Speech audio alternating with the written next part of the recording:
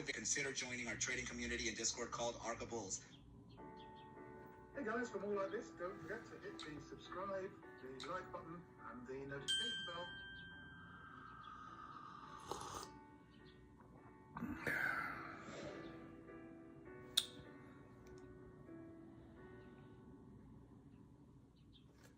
Okay, everybody, it's Kevin Wadsworth and Patrick Corinne, NorthStarBackCharts.com, and it's my great pleasure, my great honour to welcome Peter Grandage to the show today. Hi Peter, how are you doing?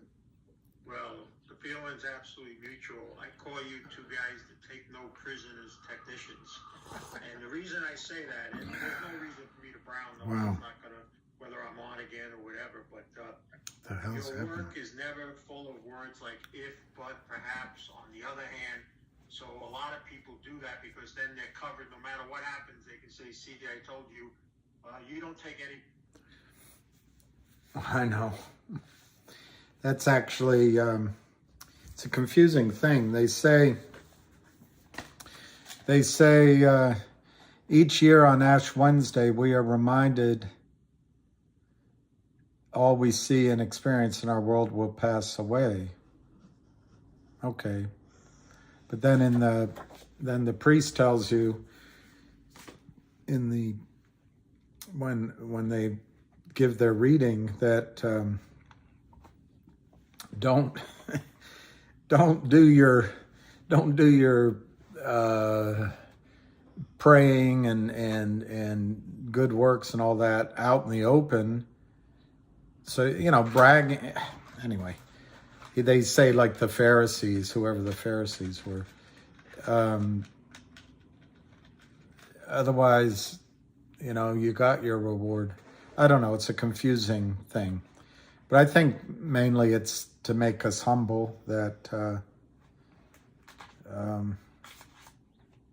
there's more to life than... No, it's all right, BBJ. I'm not offended. Everyone gives junk about it all the time. Yeah, it could be war paint. And I don't think God would be offended either. Don't worry about it, BBJ. She got me this year. I was debating not coming on but then Ham's having a call at 3:30. So anyway, we'll get through it. It's once a year. It's once a year. I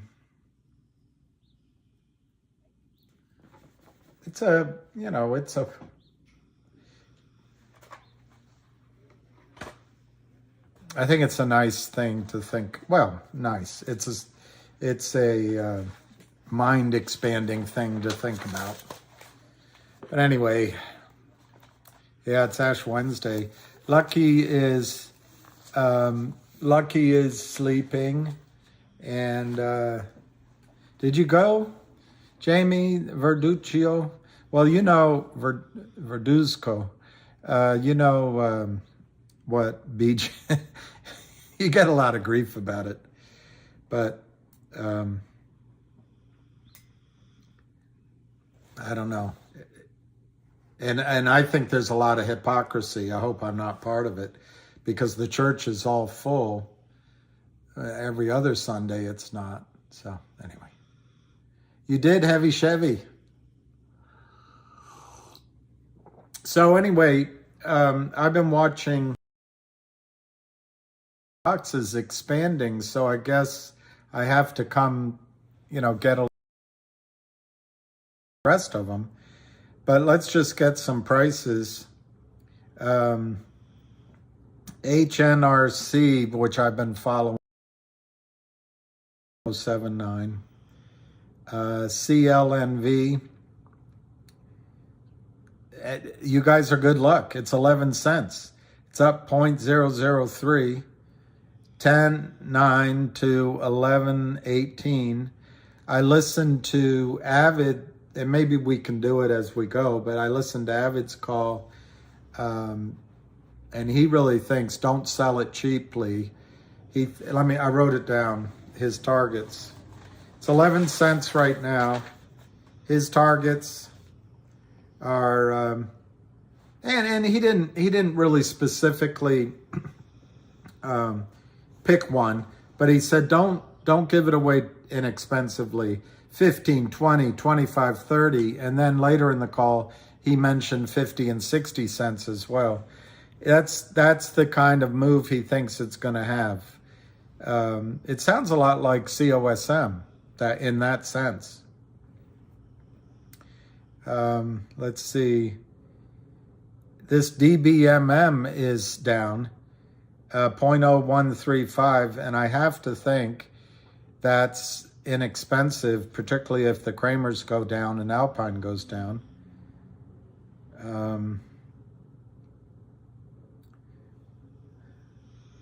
GoLogic is 270. There's one that Ham talked about, MICT.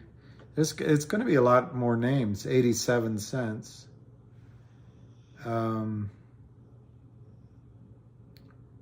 Here's COSM,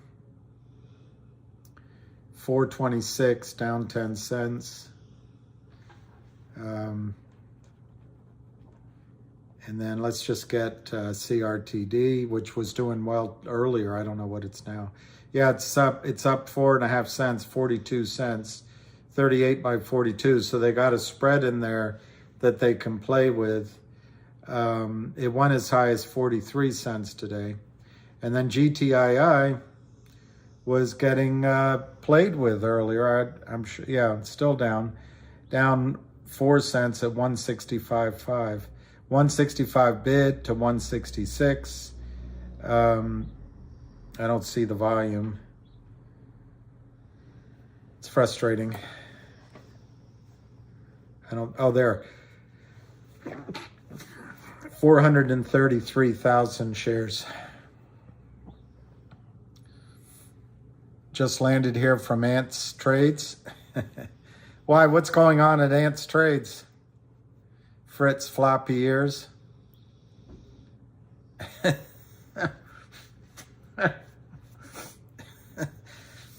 Yeah, I get on some of those. Thank you. He's asleep. We had a short walk today because in the area of too much information, occasionally, well, it used to happen a lot, but occasionally I get an attack of gout. And so I couldn't walk very far this morning. But he's so good, he lets me cut him short. Yeah, DLYT, I liked that story, Susan, but I think the word is sleeper. I don't see any reason why it's going to go, before GTII or CLNV. On the other hand, Susan, without getting off into things that might be political, because I don't mean it that way, but Obama said it wouldn't affect America, and then he said all your job is to stay informed, and I took him at his word. Trump didn't do anything about it, so I'm not. It's not a political thing. But when Fukushima happened on May 11th, 2011, it's possible, it's quite likely that it poisoned the Pacific Ocean for fish, and it might have hurt some of our North American resources. So my point is that the idea I've looked for years, I've looked for companies that focus on filtering air and filtering water. I think that's going to be a huge demand. In fact, I'd go so far as to say that people might want all of their food grown in purified water and soil, and their fish grown in tanks of purified water. I wonder about that. Hang on one second.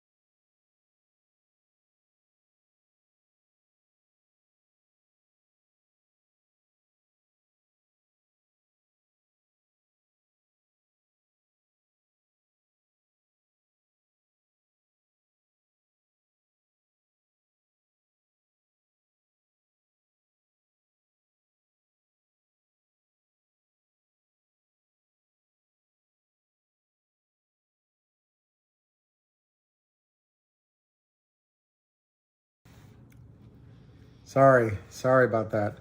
So, wow, strategic work. See, I think I turned it off because I was getting, and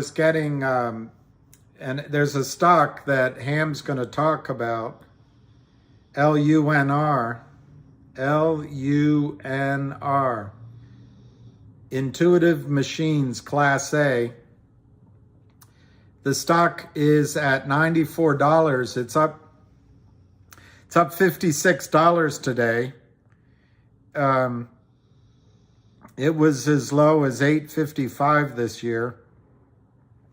And I guess yesterday you could have bought it, $12 or $15.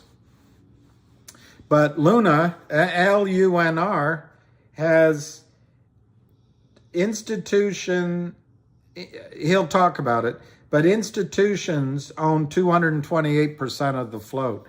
That's what happened with when he either called GMC or GME or AMC, I can't remember, but this is even a bigger situation, so it's pretty good. Biden is going to be the first president. I don't know. What are we going to do with, oh, it went to 136. I bet it goes to 400, 500, 600.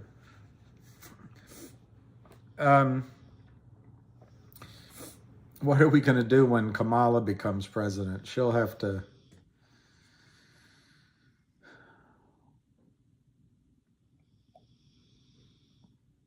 I don't know, Ziggy. I don't think he thinks GTII is in the dumpster fire. It's frustrating, Ziggy. It's 165, 166, 408. I can't read it. 437,000 shares. But most of it's just washing. It's all fake. So as I left up here from yesterday, I think the biggest mover for GTII, whether it comes from 165 or 5 or 15, is when the FBI cracks the whip on whoever stiffed Westpac Securities. I don't think GTII's a dumpster fire right now at all, Ziggy. I think there's a chart I wanted to print out for you, but it's hard to get everything done, particularly when you can't walk very well. This chart, Ziggy, let me show you. But yeah, I know your reaction. It seems like everybody's bringing other stocks up, but that's life in the fast lane. So we're at I forget what quote I just gave you, Ziggy. 165 on GTII, down 5 cents. And this chart I'm going to show is from last week. But this is I for penny mover, and 164 basically is bouncing a little bit above that lower trend line. And I like his green arrow. I think his green arrow is spot on. But we've gone, basically we rallied a bit in that bottom trend, pulled back, but I don't see that as dumpster fire at all. I think the stock on its next move, I love his arrow. I think it goes to 455, 659. So I don't really think GTII is a dumpster fire, Ziggy. I mean, it'd be great if it were already up, but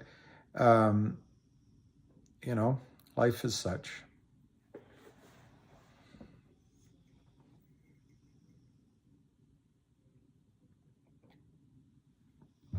wasn't okay for Lou. Yeah, I don't know, Newfie. I was, and people have moved on from it, but I was really upset with things said about GTII. It's not so much you bring up another story, you bring up another story. But when you say that GTII won't return phone calls as if that's a big deal, one person can't talk to management independently of everyone else.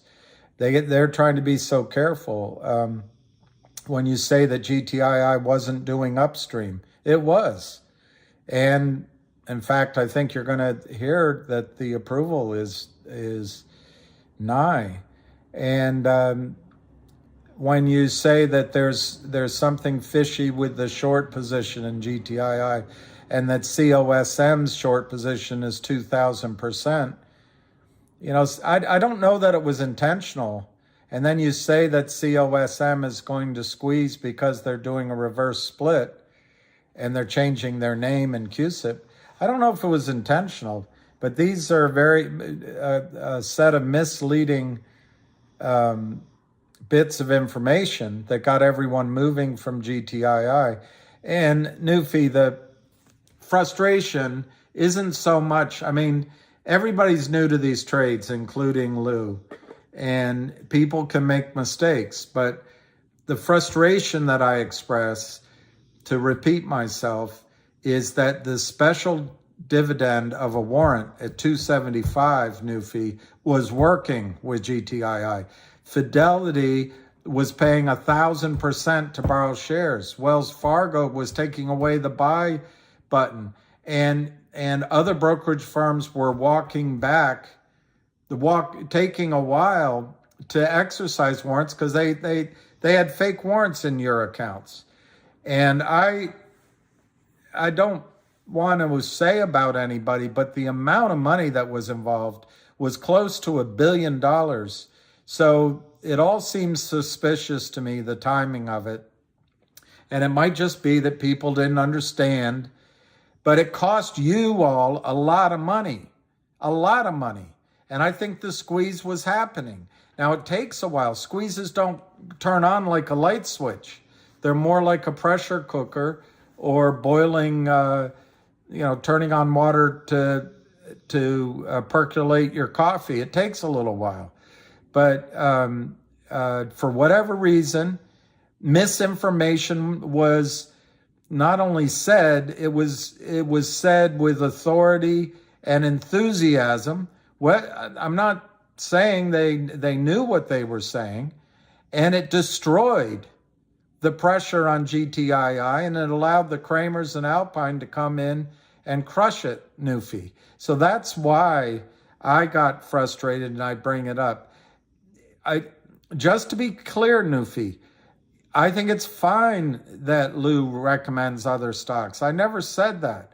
What I don't think is fine is misinformation on both GTII and COSM in that case. People are making decisions on what is being said. And in the case of GTII, we took the pressure valve off, and you see what happened, Newfie. I don't know how many shares you have, but the Kramers came in and crushed it. Opportunistic shorts came in and crushed it, and Alpine got in the game.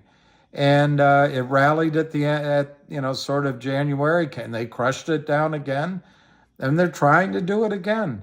So Newfie, I forget.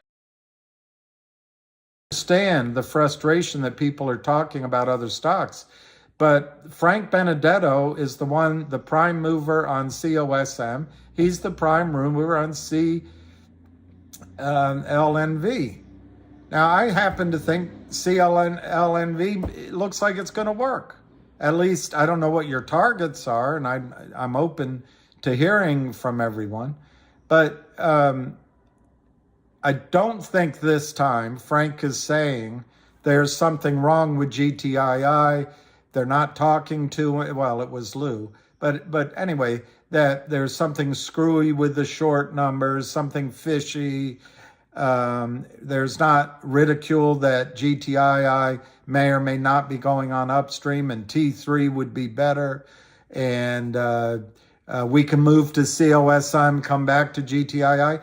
I don't think Frank's saying any of that now, Newfie. I think he's supporting GTII. I've had my differences, but you gotta be fair to people. If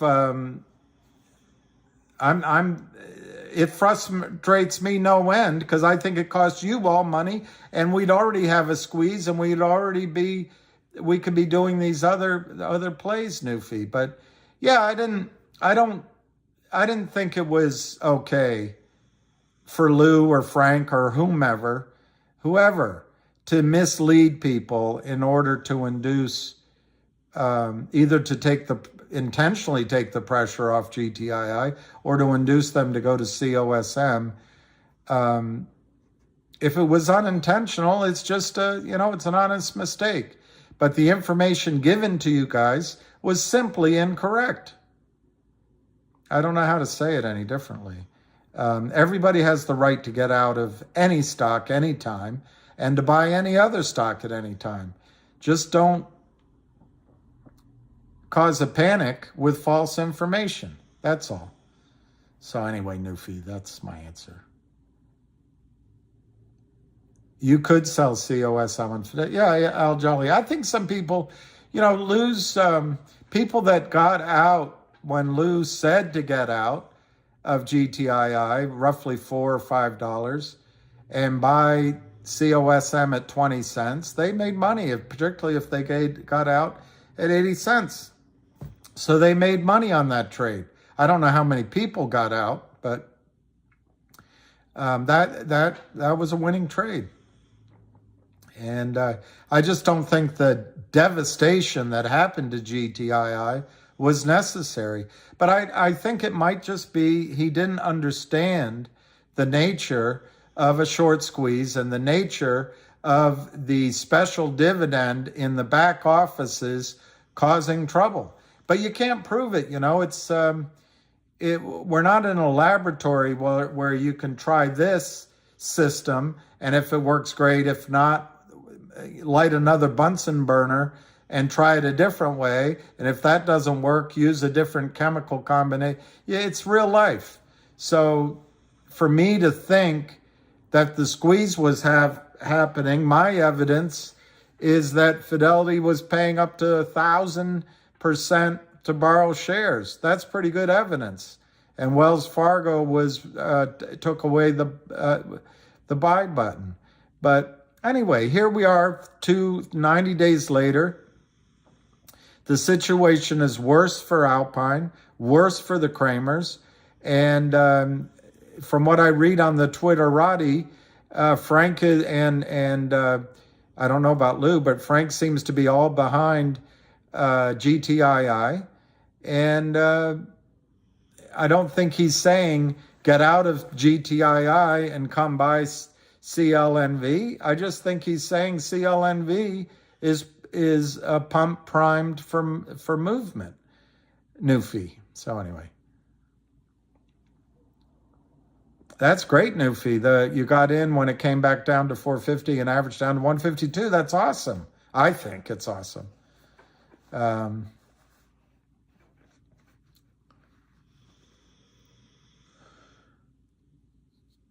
Well, Bob, you sold it at 22.33.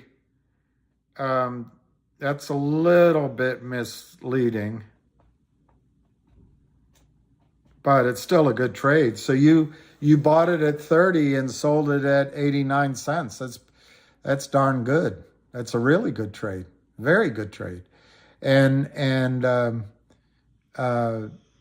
you have to give Lou credit. He called that trade. He called the COSM trade. The other side of COSM that I got frustrated with is they said they wouldn't reverse split. They said, and then they did. They said they wouldn't sell into anyway. Doesn't matter. These CEOs don't know. They don't understand. They need the capital. I think COSM took advantage of you guys. And he's the only, to his credit, the Greek guy, I forget his name, he's the only CEO that's really pulled money out of all this retail trading other than popcorn. And you got to give him credit for that too. It's a big boys game. There's no crying in baseball. And let's see what happens. I think GTII is set up for a huge move. And for people that listened to Lou and bought and sold and they got back into GTII, if and when GTII works, you're going to have to give credit to Lou for that trade.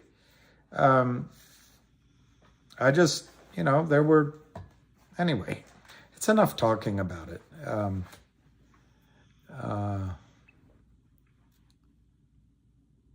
Yeah, Steve, 4K on that. Never got back in. Yeah, Finger CRTD GTII Barbell. Yeah, but Steve, I agree with you. Thanks, John Barra. We're gonna call into the hamster. I might call right now in case he comes on early, like he sometimes does. So let me just look down. Okay. But yeah, Welcome and thank you for choosing free conference. Some people were able to average down in GTI. That's terrific, So anyway, and that's why this time, if there's a big run up in GTII or any of these stocks, use some hey, Bukthanar. Well, I haven't really changed I haven't changed my thoughts on the GTI brackets. I was about to say, though, I don't even know what brackets mean, but if you mean my targets, I haven't really changed them. But I was about to say, this time as it goes up, I'm not a diamond hander, although I didn't get out. I was like an idiot. I was thinking it was getting ready to run, all you need is one of these to work, and then you can use all of the excellent trading strategies that are out there by Avid Trader in particular. But if you have one just catch fire and go, it can change your life. And anyway. Is Ace here? Where's Ace? Ace in the hole. No brackets, just predictions. I say that's right, Ace. And Ace has good videos too, you guys. For a young guy.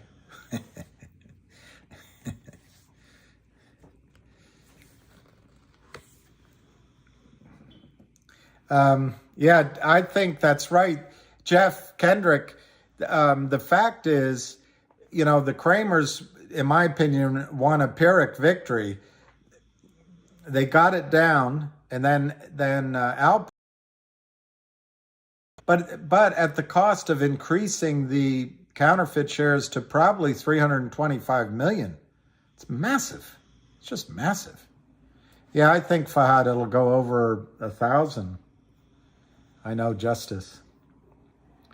Yeah, I think original planks to the GTII. But I'm not against the volume, the number one volume, Ziggy, is going to be the Kramer's shares that they counterfeited have to be bought back, and it'll be bought back in an error account, and it'll be something you've never seen before. Well, you did maybe if you were watching HKD or the VW squeeze, but it'll be incredible.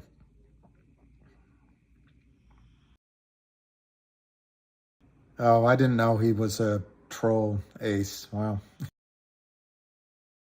New computer, so you can come on and we can, you can lead the conversation, and we can we can be like Larry King and take phone calls. Al Tuna, Larry King, Al Tuna. Well, I'd love to hear about Ace in the Hole's MMTLP resolutions very close. That's interesting. That's interesting. That's fine, Ziggy. You seem to make. I thought you made a good point.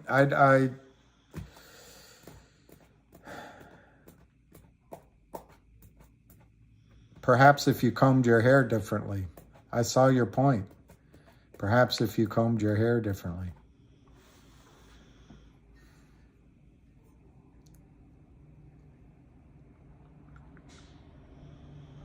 Big orange. I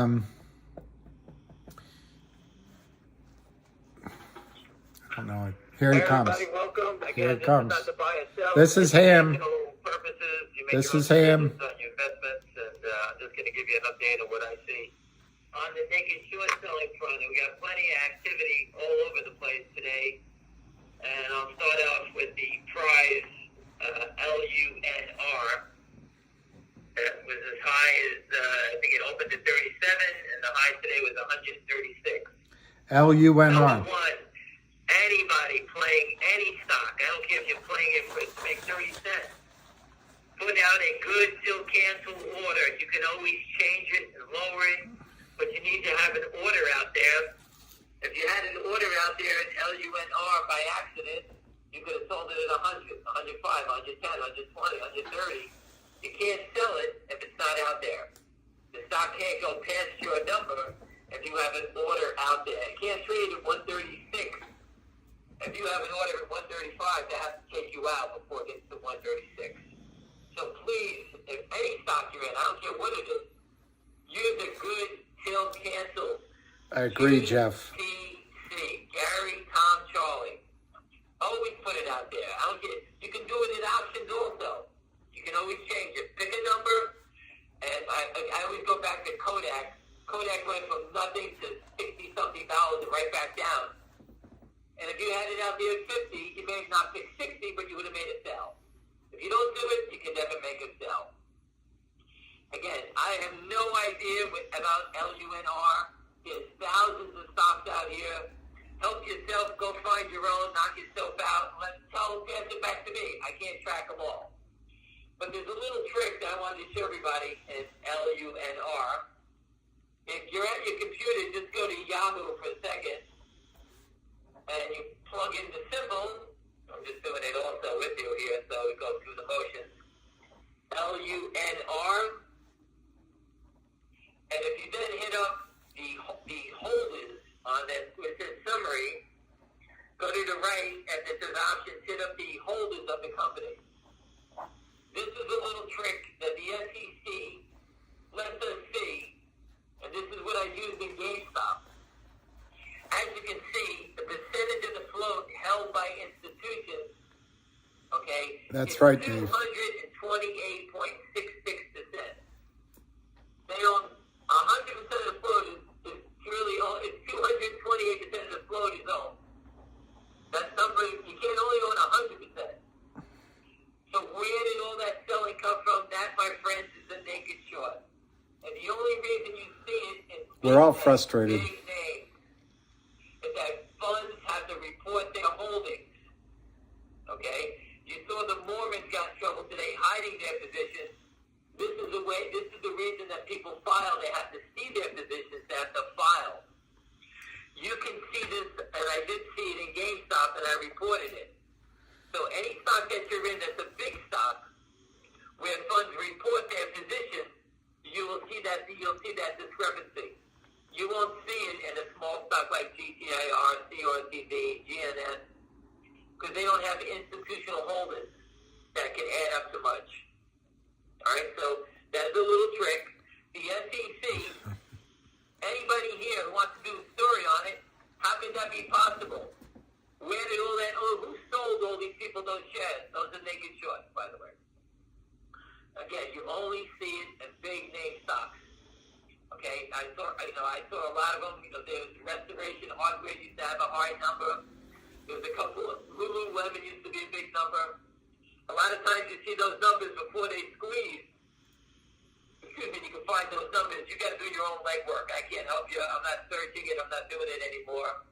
I have a few that I follow, but again, I'm in the low cap space right now. I'm not the big boy game. All right, so do your own work, check it yourself, go through the stocks. If you see the discrepancy, tell everybody about it. All right, there's 10,000 stocks, 12,000 stocks. You figure it out. All right, it's not easy to find a needle in a haystack. So when people say, how come you didn't have it? Good luck. You tell me. I can't follow them all. I'm just going to go through a couple of names that I've been, following. And I spoke with Frank Benedetto, and he turned me on to the CLNV. They're doing a dividend, and the stock doubled in value. Obviously, there's a big problem going on here. I'm hearing from other people, market makers, that they've been being contacted by FINRA. Hopefully, somebody's investigating this thing, and I believe that these guys are all going to get caught. It's just a matter of time. Think of the idiots selling all this stock at pennies. GTII, we went through this 2.5 years ago, so we know the pattern. Okay, who would sell these many shares to make no money? Only frauds, naked shorts do this. All right. Again, congratulations. You doubled your value. I hope it keeps going for you guys. Again, great job, Frank. GNS, CRTD. We have other companies joining, HOTH, MICT, NVUE, or is it NVVE? I'm not sure. Hold on, NVVE. I think that's it. And Nancy, Victor, Eddie, and AUVI is some of the names that I just joined the fight. There's a lot of new names. Roger did a great great job. He always does. He's bringing attention to the fight. I do believe the SEC, the power in numbers, the more companies that sign up for Share Intel, Comrock, or join West Christian to begin lawsuits against these guys, the SEC has no choice. This is coming to a head. This is turned past the point of no return now. And the SEC, I think by going to T+1, is basically turning off the naked short selling spigot here, because it has to come to an end. It just can't continue. Everybody sees that the cat's out of the bag. Before it was just a couple of people yelling. Now there's a lot of people yelling. Again, this thing is coming to a head. You've got to pick your stocks, find out whatever you're playing, figure it out, do your work on it. I can't follow all of them. You got to do it yourself. I'm just going to change here for a second. Again, for all those companies, keep up the good work. Don't quit. Keep issuing dividends. Don't stop. Do anything you can. Do anything you can to expose the short. And we all have to give credit to MMTLP. That crowd is really, really lit up Washington, D.C. And though we all don't think it's going on, because we're not involved with they are. These poor people got trapped in the stock. FINRA shut it down.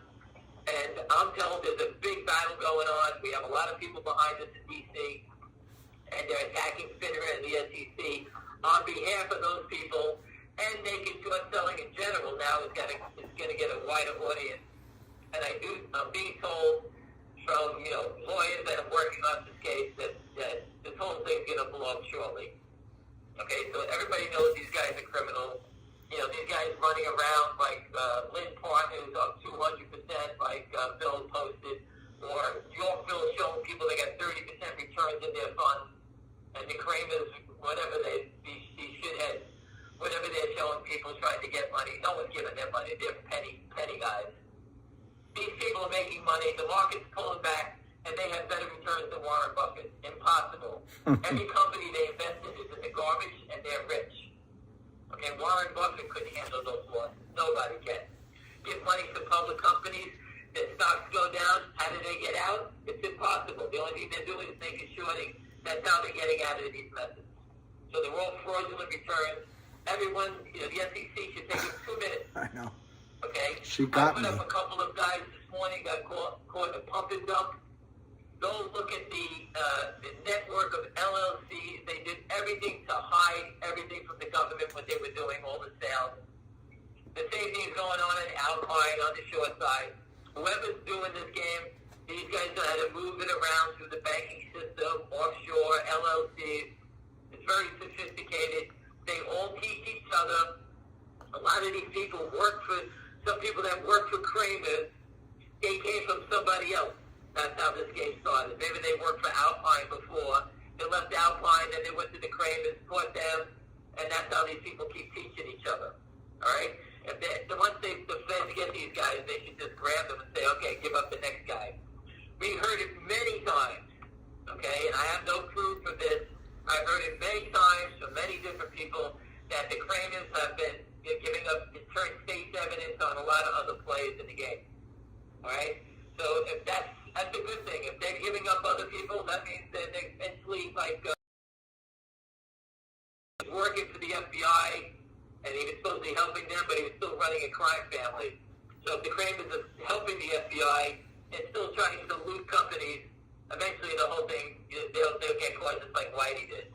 Okay, so I don't have any proof on that, but I heard it many times, and it's something going on because I don't even know how these guys are still walking around, using Gibson Dunn as their attorney, and doing still what they're doing around here with Alpine and all the proof that's going on here. Okay, so there's a lot of things coming to a head and picking up the pace. I said MMTL people, and I do think they're going to get their day. Okay, I can't tell you when it's going to be, but again, I told all the MMTL people, please jot down trades every day. Create your own trading, and this way people can see what's going on, so that you can say, hey, I lost an opportunity here and there. All right, you have to create a damage model. All right, it's a free shot. All right, FINRA caused you this damage. I think they got a lot of liability here by shutting down. All right, so looking at this LUNR again, from nothing to from the poorhouse to the penthouse and overnight. The stock was up to the high today was 136. It's 85 now. All right, so it's off its high. This is all thanks to the SEC. All right, they allow these guys to come in here, fraudulent activity. When they get blown out, this is when these guys jump in front of a train. They lose everything on moves like this. They lose millions and millions. They risk their whole career to play on the short side. Warren Buffett said it a long time ago. It's very dangerous on the short side. Go ask the guy that was short Volkswagen. He was in the top 100 richest people in the world. Jumped in front of a train. He lost his whole empire in Volkswagen. Wow, line fan. LAZR. And GTII. These guys are going to walk away from these trades. All right? And the paper trail is going to lead back to somewhere. You can't hide from it. Okay? Now, the 1-800 deal was announced. They're going to close it April 1st. As soon as they close that, I'm going to solicit for them to give out a $1,000 coupon to all the shareholders so that the shorts have to deliver that coupon to everybody and do it on upstream. That means that the stock at $2 will be down $998 per coupon per share. Okay? That's just one idea for a short for dividends. We got 10 ideas that we're going to keep slamming down their throats. Okay? Thanks, Richard K. A tremendous fundamental asset with no dilution for over a year. So the company has a fully funded business that they're acquiring. Okay?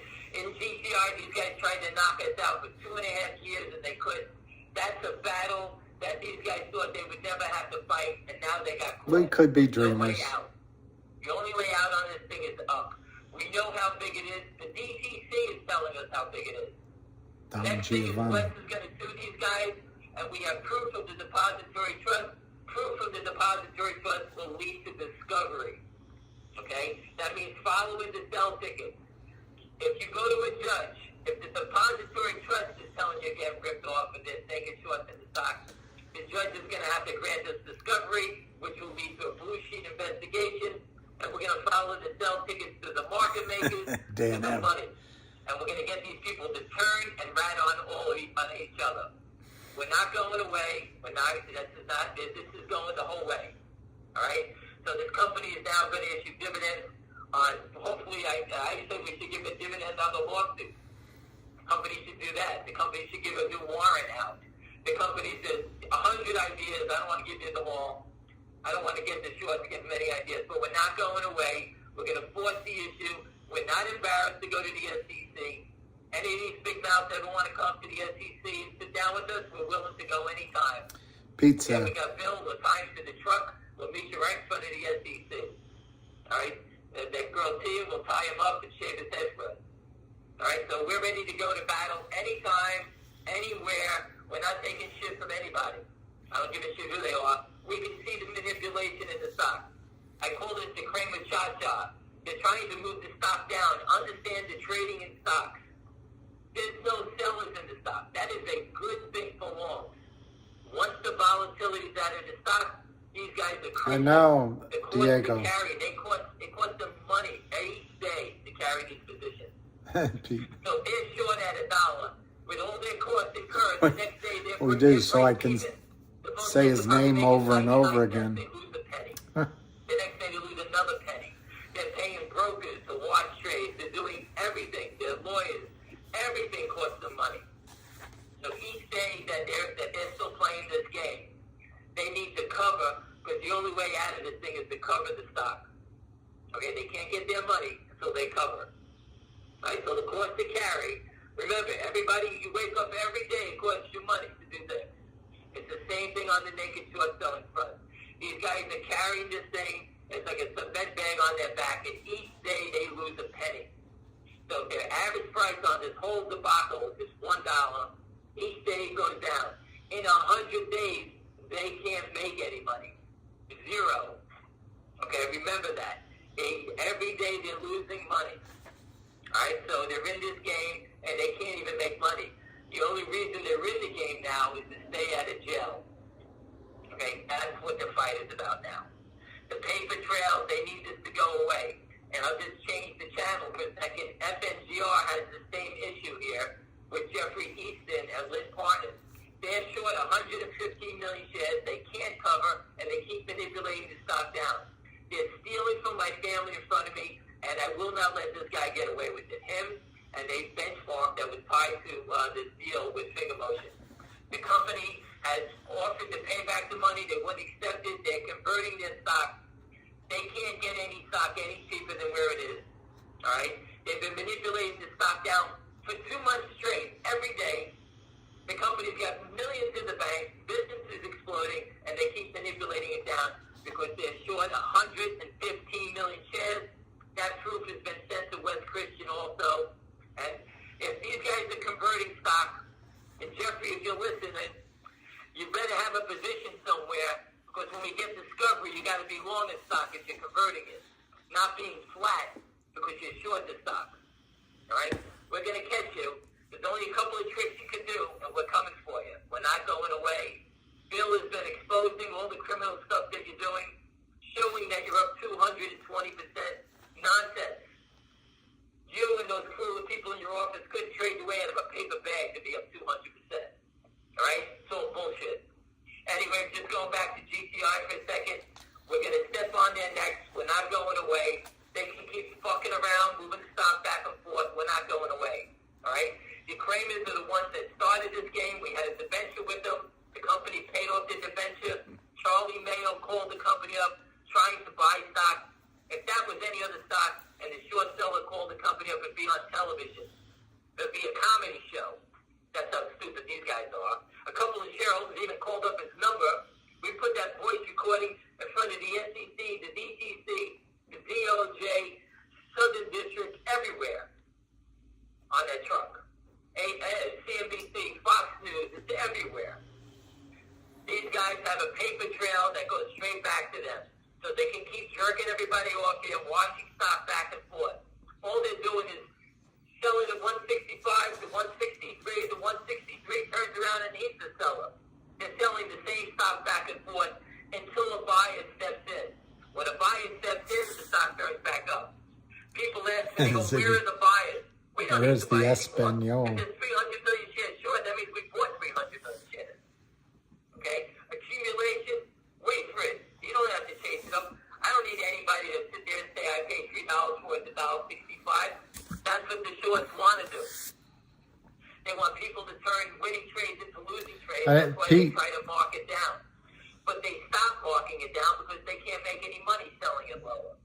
I told everyone 1,000 times, real shorts let stocks go up.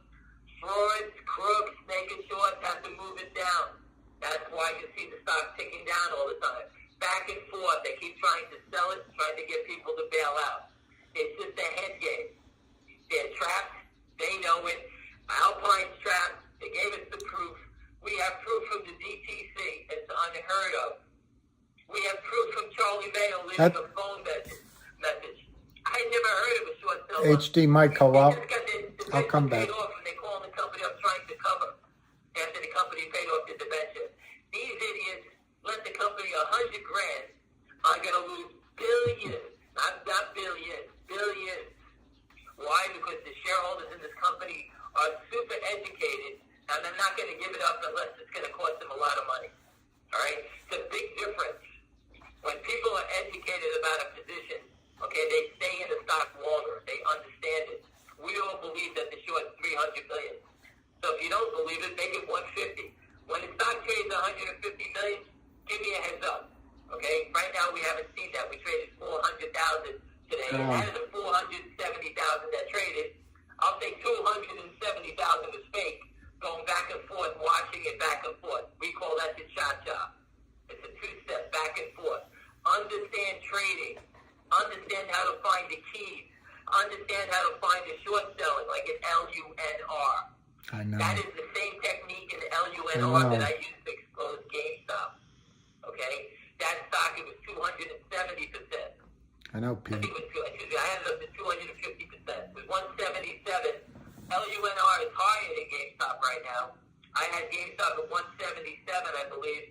Adding in retail, I don't think there's any retail in LUNR. But GameStop had a big retail, so it was 177, owned by funds. Adding in retail and non-reporting funds, I had it at I about know, Steve. 270. Okay, so that's how I figured out GameStop. And I wasn't doing it based on games or data on making short selling. GTI data, we reported it every day for 2.5 years. Every day. We've had conference calls 7 days a week for 2.5 years. He's almost done. We trapped them, we exposed them, we documented, and the DTC was nice enough to come back and give us Alpine's head on a silver platter. Now it's up to Wes Christian and the lawyers to take it and cut it off. Right? The company did its part now. They're closing up the transaction to bring the fundamentals to the table. I love No that. dilution. I'm going to look up Roaton. And everything else the company's working on, it takes time. People kick your heads out of your asses. Short sellers just hit a sell button. I told you that 1,000 times. Companies, all these companies, from CNLV, GNS, CRTD, and just to touch with CRTD for a second, Jeremy's a smart guy. He just needs to move faster. The battle is a fast-moving battle. These guys are just trying to destroy your shareholder base. Wake up, fight back faster. Okay? GTI is still at speed. They've been doing this 2.5 years. Okay, they move fast. And if things change, they move along to the next thing. Okay, the government has a way of changing things on you, and they move along. All right? But again, finger motion needs to wake up and move a little faster. Okay? All these other companies, keep issuing dividends. Keep fighting. Educate your shareholders. Don't just throw up a piece of news saying you're going to fight to make it short. Don't look at MULN. I educated those people. That guy ran from the battle. He left everyone to die. The only thing they can do in that company is reverse the stock. The dilution is coming. It's going to be massive. If you want to step into the ring, have some balls and step up. All right? All these companies that are stepping up, they deserve a reward for stepping up and fighting for their shareholders, their families, and their friends. Guys that run away are all chicken shit. Root, ROOT did that. I educated them. What did they do? They reversed their stock. It went from 28 to 1. They reversed it back to 25. It's $5. The whole company's not even worth. I don't even know what the hell it's worth now these days. I forgot what it is. But they have no more. The market cap went from billions. And I'll tell you right now, the market cap of this company is now 81 million. From billions. Go back and look. I think it was a $4 billion IPO.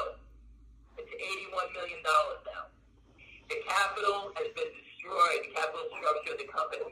That's why it's important that you fight GNS, CRTD. Don't let these guys kill you and dilute you down at the bottom. COSM. All these guys, fight back. Okay? Don't fall for their traps. Benchmark was the introducing broker to Lynn Partners and the Finger Motion debt. Okay? Benchmark gets tied to these guys. They're criminally tied to these guys. They set it up. Okay? Benchmark Capital all the same thing. Wainwright, all these guys are getting options and warrants on these stocks, raising companies' money. I put up this morning, a couple of guys got caught shorting secondaries. If I'm a broker on a desk at Goldman, I call you up, hey, you know, whatever, GM is doing a secondary offering today. He's not saying that, Eric. You say to me, where do you He's think not you're saying gonna do it? that. $36. At least I'm not Hold on hearing a it. second. I'm not I hearing call it up, that way. Sell 500,000 GM for me, short. You can't borrow it. They can short it for me. Hey, I'll buy 500,000 on the IPO on the secondary offering at $35. They all do it. Well, They need $1,000. Rogers put himself in front of everything, but Rogers. They don't even borrow the shares. They sell it and buy it back on the offering. And the SEC put up their court two guys today. I put it up on Twitter this morning. That's what Figure Motion. That's what Lynn Partner's doing. They're shorting against the debenture. They're naked shorting it and covering it back and manipulating it down. That's what they're doing. They all do the same goddamn thing. Anyway, so again, GTII, I look for the company to pick up speed and start ramming this thing down their throat shortly. The only way out, I don't give a shit what anybody say, is they got to buy back what they sold. I believe it's $300 million. We've been documented. I even stopped counting. 3 months ago, we stopped counting. Okay, so I don't know what it is anymore, but we know they're not covering. If I would short 5 million shares of this stock and it traded 482,000 and I can see what's coming in, when you start to cover it, if it was 10 million, 20, 30, the only reason they don't cover is because they can't. Once they take their foot off the landmine, the thing is going to explode. That's why they can't cover. Once they start, it doesn't end. It just keeps going until they blow up. Okay? And the only thing left for these guys is going to Angola and New Orleans, the prison. Okay? It was jumping in front of a train. The sell tickets do not go away.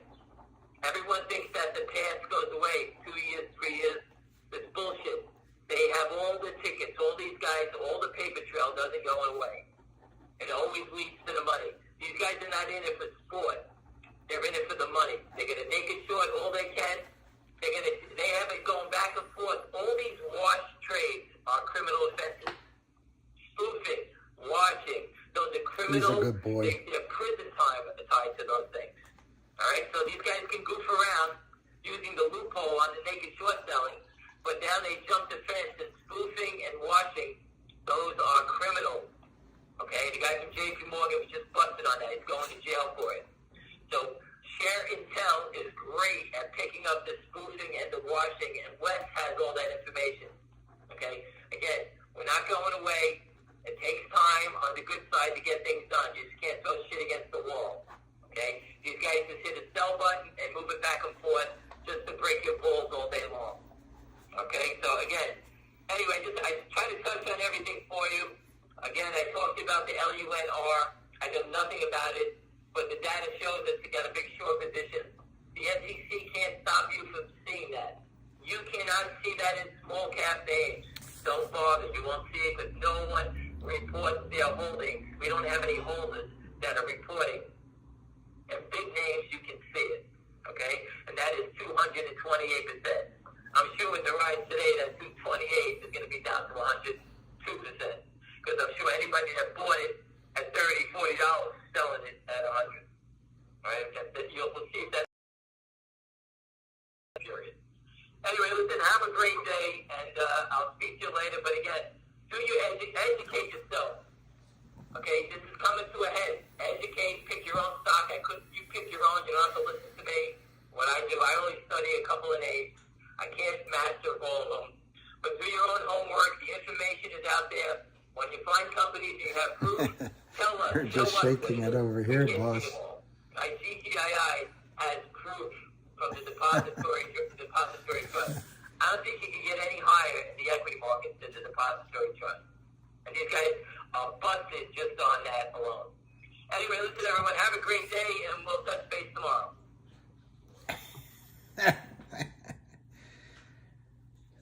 Hanging up the phone over here, boss.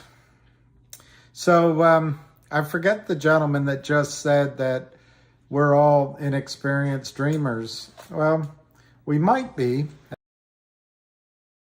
99, I thank you for that. but we might be. I in my experience, once you get trading, even friends of mine who are top brokers, when they get in a stock position, they call and talk to me, or if I'm in something, I want to talk to them. Why? Once you're in a stock, everybody's dealing with their emotions and mistakes and, oh, I should have done this, should have done that. So I don't know if anyone gets fully experienced in a trade. I don't, even a guy like Warren Buffett, a lot of his returns just come from longevity, but a lot of his returns come from the fact that for 40 years, interest rates have been going down, the government's been printing money, and it goes into just so many stocks. And the economy has grown. He's obviously a smart guy.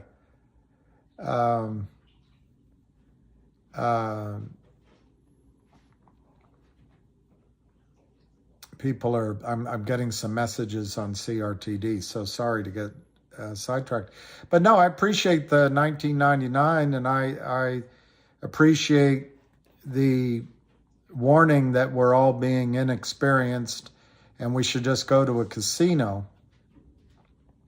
I suggest that Wall Street has turned into a casino, a crooked casino, at least in a casino that's honest, like Meyer Lansky used to run. The house had an edge, but that didn't mean that they just were there to strip you every single time. In what Kurt Kramer and Philip Vellier and Jeff Easton and others do, they just strip the money. And then they congratulate themselves. And then guys like you are able to come on and say that we somehow are gambling and should just be in a casino. The fact is, the entire over-the-counter market has been subjected to an onslaught of counterfeit trading of shares on the sell side. It benefits people like Goldman Sachs. It might benefit you. I don't know who you are, but it benefits Wall Street. And they convince us. What I'm surprised about, and I'm glad to be able to do it, but what I'm surprised about is a lot of the knowledge and experience I have. People used to have this knowledge and experience. Nobody does anymore. And it's because Wall Street has convinced everyone, just go to the casino to trade. Otherwise, just put your money in a 401k mutual fund or in a money manager's account. And then they can set about defrauding you of your money. So anyway, somebody else asked about Roger Hamilton James. That guy is a master showman and a master get-attentioner. He runs to the front crowd and just at him. I admire that he's bringing attention to this fight, but he's been fighting it for 2 weeks, 3 weeks, and he's gotten all of his information from Ham. This is the same with Frank Benedetto. Frank was on the phone call with Wes and all these companies because of Ham. Ham shares the information. Ham's not trying to get credit. But it's not $1 billion fight. It's $1 trillion fight. And Ham has been fighting it for over 20, 23, 24 years. And I watched how tough it was. Ham never lets himself get down, and he keeps going. He's made of sterner stuff than I am. But the one thing I tried to do when I first clicked this button on, and you can tell I don't really know what I'm doing with these lives, but when I first hit the button, I was just trying to stand in and help Ham, because for a while there, everything was running out on him. He was all alone. It's a lot. If you've read William Manchester's tremendous, he got cancer of his brain, so he only got through 2.5 volumes 2 1/3 volumes. And he got on another project. I wish he had just finished on Winston Churchill. But just an incredible, the second volume is just called Alone. And this is when Churchill would stand in the House of Commons and warn against what was coming, and no one wanted to hear it. You know, I watched a movie, but it was a documentary. But none of the pictures were real. None of the people in it were real. But it was about the Titanic. Some of the interviews were real. But the hubris that those men had, all they had to do was swing south. They didn't need to get to New York that quickly, but they decided this ship couldn't be sunk. So they kept going. But on top of that, one woman, I watched interviews of people that survived, and one woman said, "This will be remembered for every."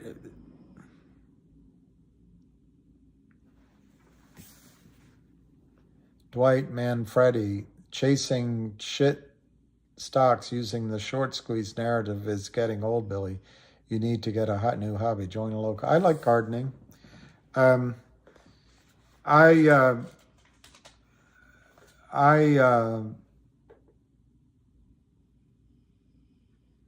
me just finish on that point. The one thing on the Titanic is they didn't have enough lifeboats. She said it took 2.5 hours to sink. If they had enough lifeboats like ships do today, no one would have died, or very, minimal.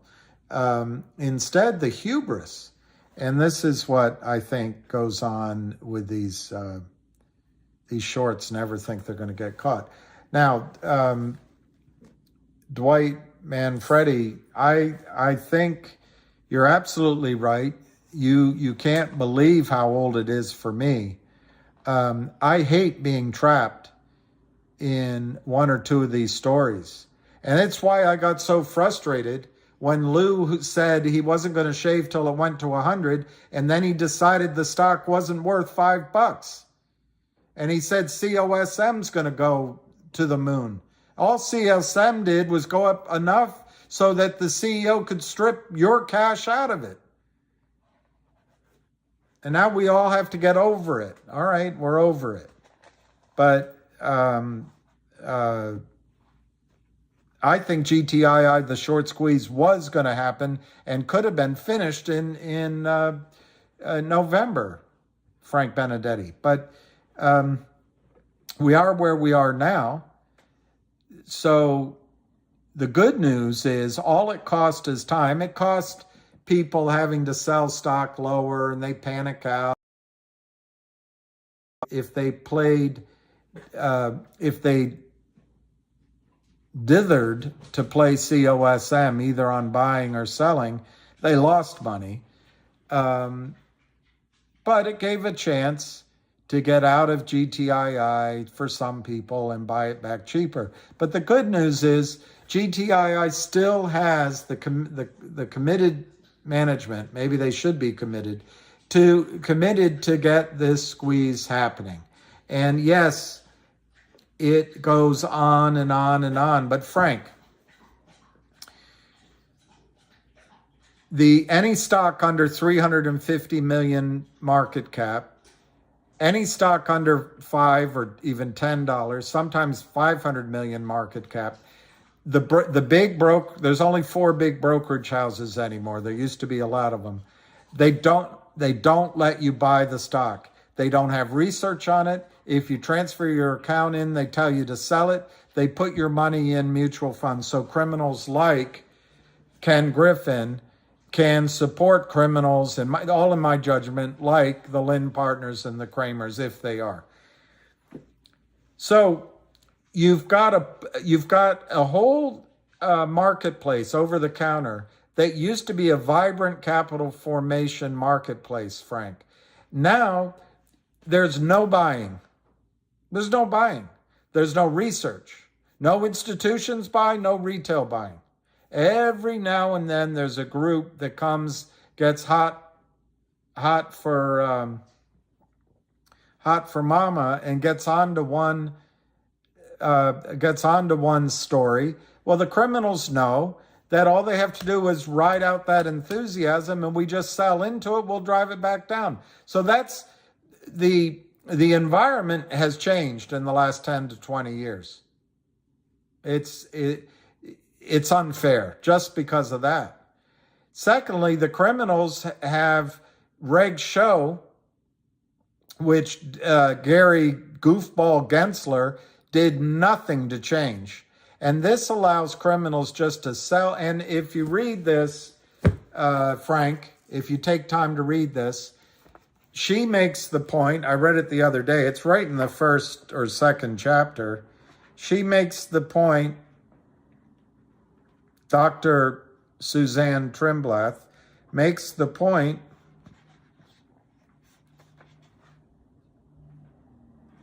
that, I mean, it screws with supply and demand. Basically, there's no price discovery.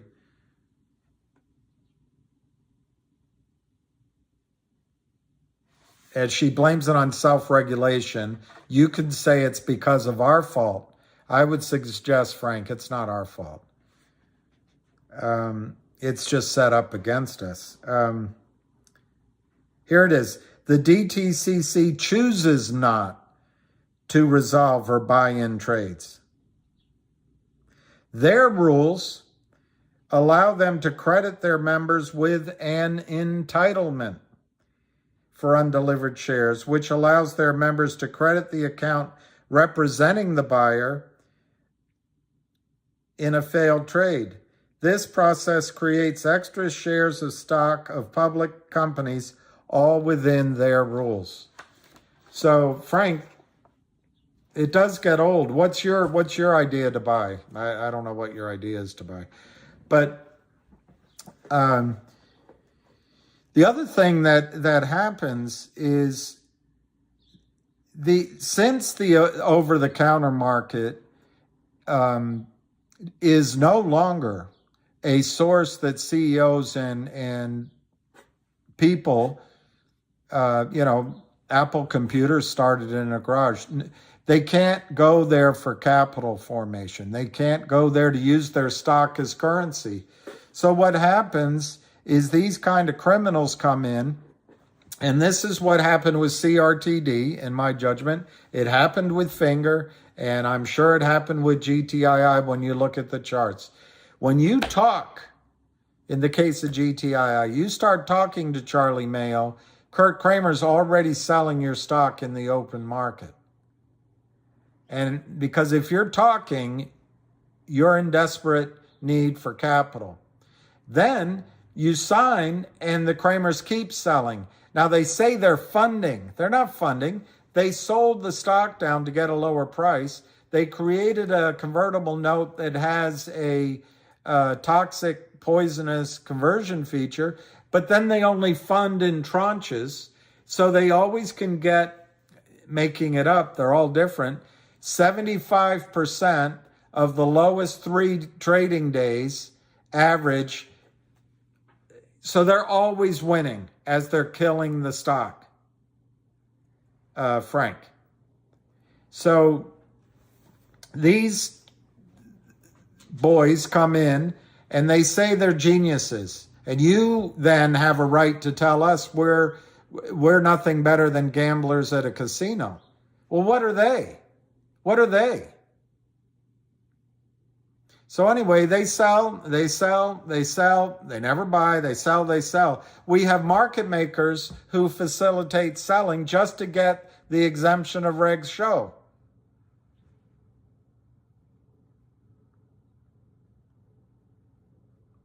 So what happens if you choose, Frank, to see it as, some sort of innocence on the side of Kurt Kramer, Jeff Easton, the guys at the whoever funded Wolf? If you choose to see it that way, that it's just innocence on their part, they're just hardworking guys, like the Kramers said in a post we're just two Jewish boys trying to earn a living. If you see it that way, okay. The inefficiency of the over-the-counter market, where small companies can't go to investment banks to get research or to get finance, means these guys can come in and drive a stock. The financing for CRTD was, to my memory, there's a lot of stuff to read. I think it was $4.50 a share.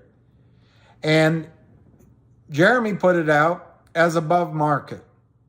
Well, as soon as they signed up, that's the last time the stock ever saw the prices where it was until a certain group of whale investors came in and it ran up. But then at the same time that everyone raced to COSM, I think they got out of CRTD as well. But my point is the inefficiency of selling you can't do it as a retail investor, Frank, unless you're somebody else. The company can't go to an investment bank and sell new shares to the public because there's no market for it. There's no research. No one will do it. You can't hold it in the accounts. So if you want to choose to see these as just good guys, what they're doing is selling the stock under the exemption of Reg Show, breaking the rules. But they have lawyers to say, hey, you can do it. It's a gray area. So they sell a stock from $3 down to $2. They go to the CEO and they say, look, we'll raise money for you, but it's going to be in tranches. We're not going to give it all to you at $2. We're going to give it to you over the next 12 months, and we're going to do it in tranches of 10% at a time. And then they keep selling, and it's going to have a formula based on 65% of the lowest average of the 3 days trading for the previous 20 days. And they just get about selling, driving it down. They've locked in an arbitrage that they can't fail to make money on. And this inefficient way of raising capital for U.S. over-the-counter companies destroys the companies. And if you want to see it as legal, and then therefore we should just go to the casino, Frank, it's remorseless. It's relentless selling because they make money every single frickin' time. Jeff Easton spent 9 months day trading. That's his qualifications, day trading Yahoo. And he said in a quote, losing money sucks. Well, in this strategy, you don't lose it. You never lose. You just got to convince yourself that you're doing the right thing. Well, this is my final point, Frank. I can see where you might see that the Kramers and the Eastons of the world are doing the Lord's work. I don't see it that way. And maybe you don't want to get all that dramatic. Maybe you just want to say they're seeing an opportunity, they're taking advantage of it, and you can't blame them. Maybe that's your attitude. Well, in the case of GTII, Frank, I got involved in it. I was in Torchlight. I was in Finger. I got into GTII over 2 years ago. You think you're tired of it? I am so tired of it, I can't stand it. And the reason I stay in it, I look at myself and I think, what the hell are you doing? You're doing what you did with one position an oil and gas company when I was 27 years old. I don't enjoy it, Frank.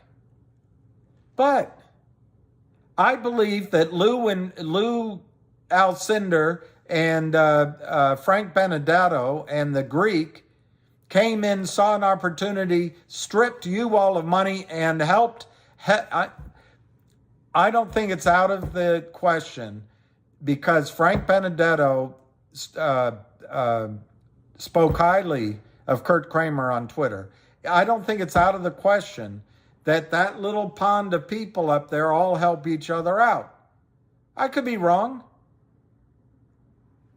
But something, the Kramers, the system was about to lose $1 billion. Kramers were down $700 million. Something popped the pimple. And the timing of it. So I got frustrated, Frank. It would have been over, but it's not over. It's not over because the psychological battle we all go through is we don't deserve to make money and we're not smart enough of it. We should just go to the casino. And of course, these guys know what they're doing. They're so much better than we are at it. They're just hitting the sell button, breaking rules all the way, hiring lawyers, and some of them jump in front. Everyone is trying to impress you all because they want investors. It's okay. That's how it works. It's okay. I don't have a problem with that. But Frank, to suggest that it's our fault that the Kramers crime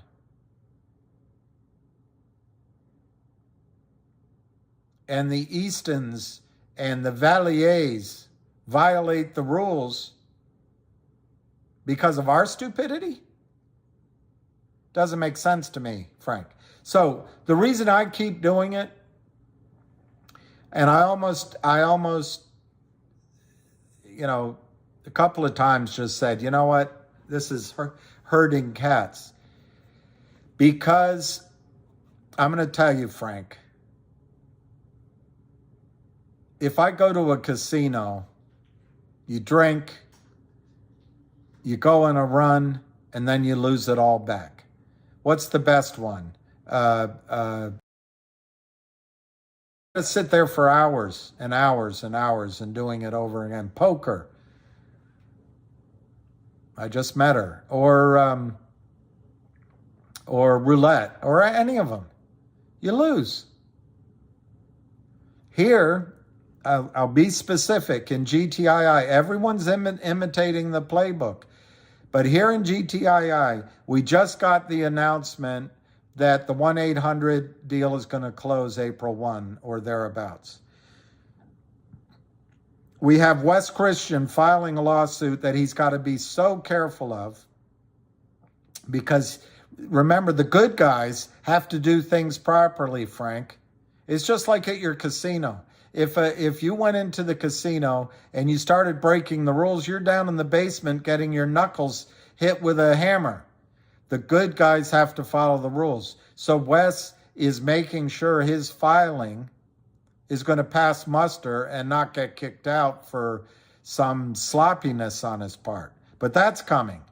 You've got a distribution of some sort on upstream in a blockchain. That's going to catch shorts out. And you've got the dual listing. Those are 4 things coming. You've got the warrant that was working in November before everyone went over to COSM. But, maybe it was a blessing in disguise because now we have Frank and Roger Hamilton James and several other companies joining in, and we're fighting the battle. I just want one of these stocks to work for you guys.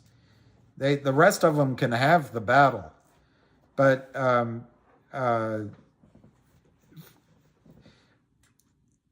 Frank, it takes time.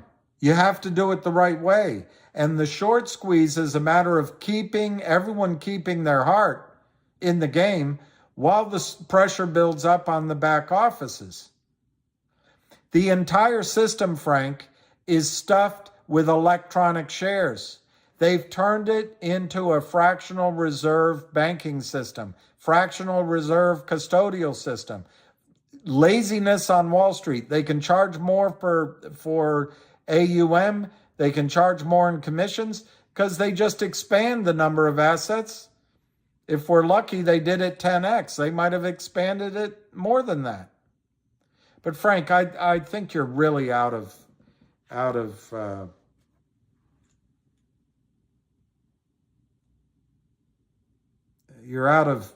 being fair. People are trying. You're right, trying to catch a short squeeze. But I guess you're young, Frank. You're probably used to ordering your Thai food and you want it delivered in 20 minutes. But sometimes things take a little while, Frank. And the risk reward in GTII is $1.60. You lose it all. I don't see that happening, but okay, that's the risk. In return for $1,600 on the upside. And that gets some people interested, Frank. You go to your casino, where are you going to get odds like that?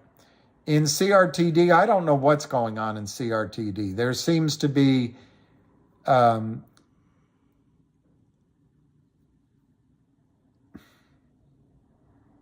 different visions, maybe. I don't know. But CRTD, you're risking 20 cents, 25 cents to get $2 in the buyout, but in a squeeze, it could go to 2,000. Where do you get odds like that in the casino, Frank? CNLV, if you listen to Avid's trading video, and Frank Benedetto's Twitters. It's gone from 6 to 12. I don't know where it closed. Roughly, it doubled. Where do you get a chance at a casino, Frank, to double your money? Now, you're right. Are you going to get a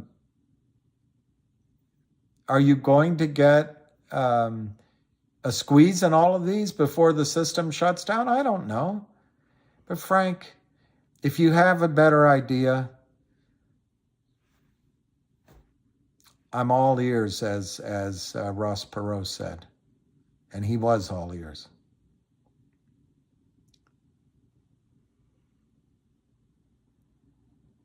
Well, Mark Seneca, screw penny stocks. They're too risky. 100+ stocks are better. Yeah.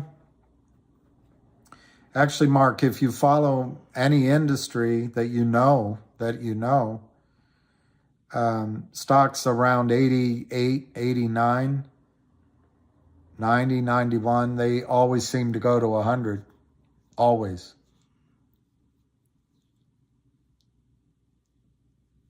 Richard K., what's the holdup on Rose's judge for MMTLP trade decision?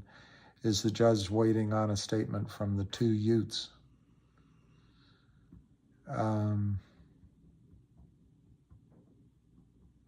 What's a grit? I mean, I can speculate. I don't know. But I would guess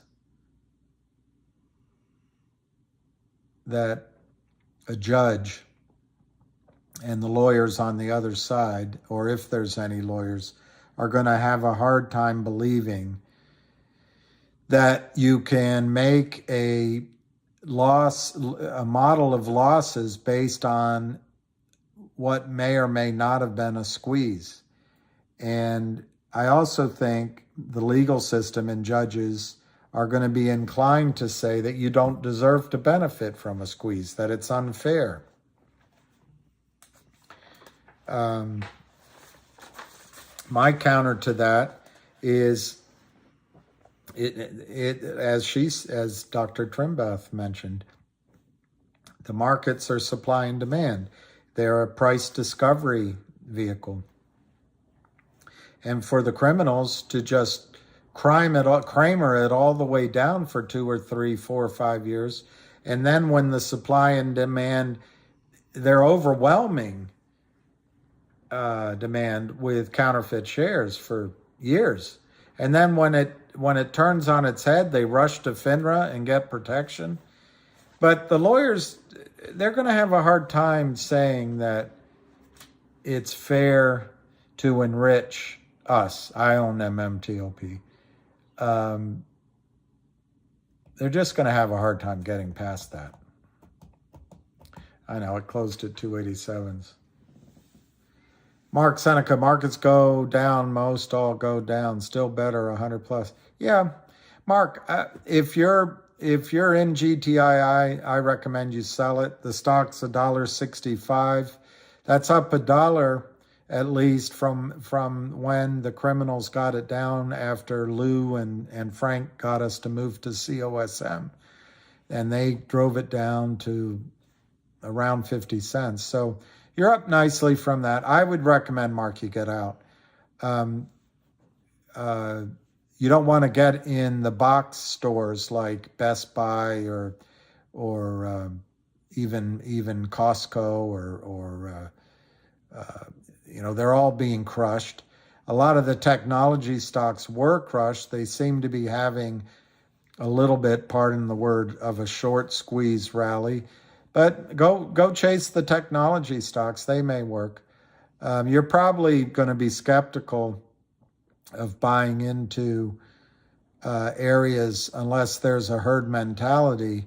But these stocks are already up. An Exxon, an Apache, a Chevron.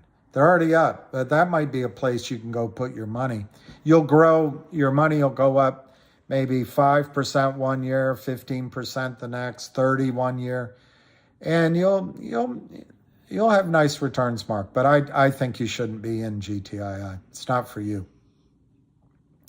GTII is a stock that can turn $10,000 into $3,000, or it can turn $10,000 into $10 million. And anywhere in between. So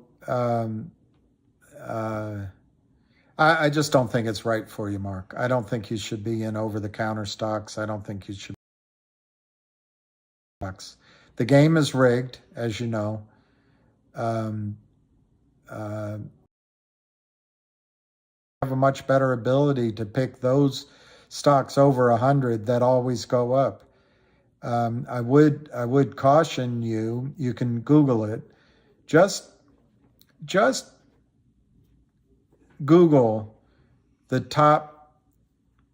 Pick a number: 20, 50 stocks on the New York Stock Exchange in 1980. Then Google the top 20 stocks on the New York Stock Exchange in 2000, and then do it for 2020.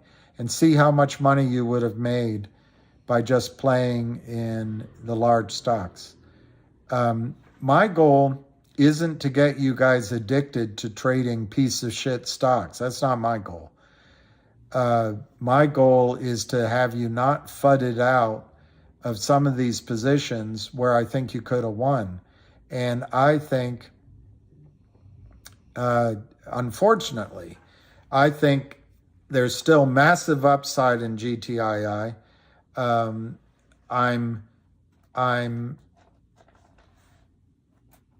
still in the camp that there's huge upside in CRTD, but there's always a human element and human decisions that go on. And so we'll have to see. That's why you're in more than one stock. It looks like CLNV is going to be really rewarding, and that's credit to Frank and the CEO who followed, guess what, Ham's playbook. There's some other stocks out there. It looks like there's a dozen of them, Frank and Mark. But if you don't want to be in them, just get out. It's just not worth it. It's not worth it. Go to the casino. At least at the casino, you can lose everything and pick up a couple of hookers and drive fancy cars and live in big rooms for a few weeks and get free drinks and be a king. But anyway, Dame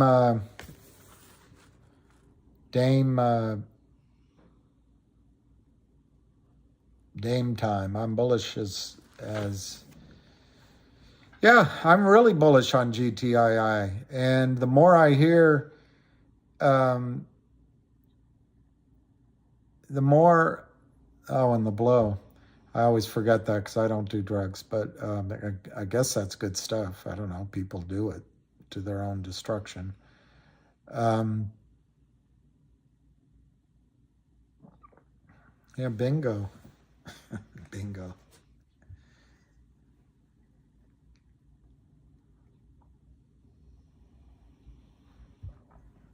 We used to go up to Atlantic City in these big buses, and it was fun. But of course, we'd all lose. I went up and I used, well, that's it, Brian. The on CRTD, right now, you know, it's always darkest before dawn, and it can snap back. CRTD can snap back. The distribution, remember, the two arguments that, I think there's three things Jeremy's doing from his, I listened to his calls and looked at his tweets, that's giving Jeff Easton, benchmark partners, and the rest of the criminals hope. So they just drive it down a bit, and they keep driving it down a bit, keep driving it down. They sense that Jeremy will do a deal with them. That's what they sense. And they love that, because then they can just go back to mimeographing the same certificate over and over again. The other thing is Jeremy is negotiating the buyout terms with GTII. Well, that causes uncertainty. It's just simple. That's a fact. Can't change it.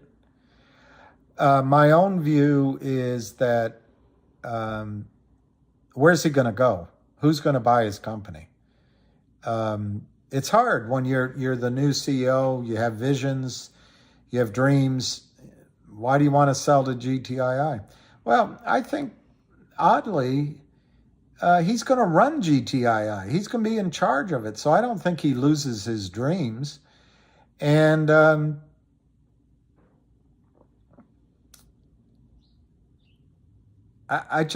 don't think he has any choice but to be bought out by GTII. But anyway, to negotiate out in the open and say, I sent a counter proposal, that brings doubt. And boy, Jeff Easton loves doubt. And then the third thing is he's debating in public. And I have to find in this book where Susan Trimbath says that dividends don't work. Dividends don't work. That's what she says. Jeremy's saying that dividends don't work. Special dividends don't work. He said it on his calls. He said it on Twitter. Apropos nothing, he says it doesn't work.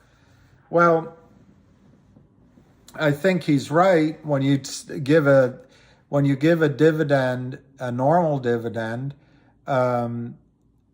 remember, I forget now if it was Frank, Mark, or some other person, but remember that the system, if you have 1 million shares of GTII in your account, you have no idea if any of it's real. It might all be fake. It's all electronic. And if GTII were to issue 10 cents a share dividend, your brokerage firm would just give you 10 cents and sort out a share and sort out how to make that up in the future. It wouldn't squeeze. Or if they issued 1 share of stock for every 100,000, I don't know, for every share, just say, they'll just give you more fake shares. He's right about that. So the devil's in the details. How do you do it? You do it as a special dividend, like the warrant was working in GTII. Before these cowboys came in and said, hey, we're better. Look at us. Hey, come look at us. We got a better story. Well, everyone bought it. I would argue it wasn't a better story, but I have a hard time letting things go, and that's a weakness of mine. But the fact is, well, the evidence is, in my judgment, that the special dividend warrant as a special dividend was working. But we won't know until the stock goes up again and find out if that works.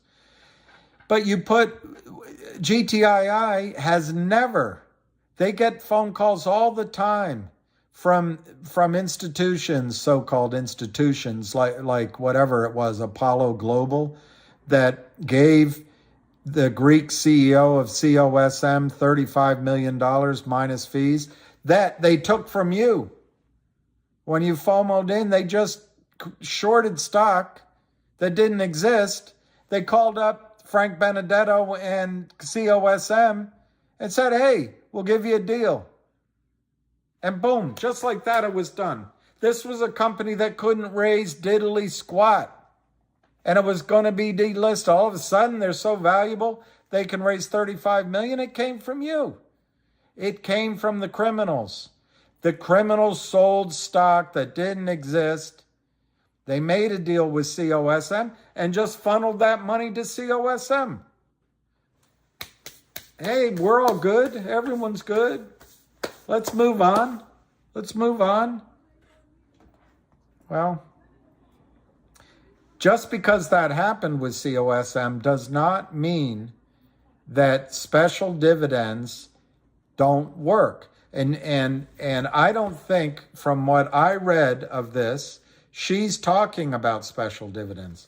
I don't know that Jeremy understands what a special dividend does. His distribution of the OG collection on upstream, which he believes will catch out the shorts, is corporate action. That's what Jeremy thinks. Corporate action does it.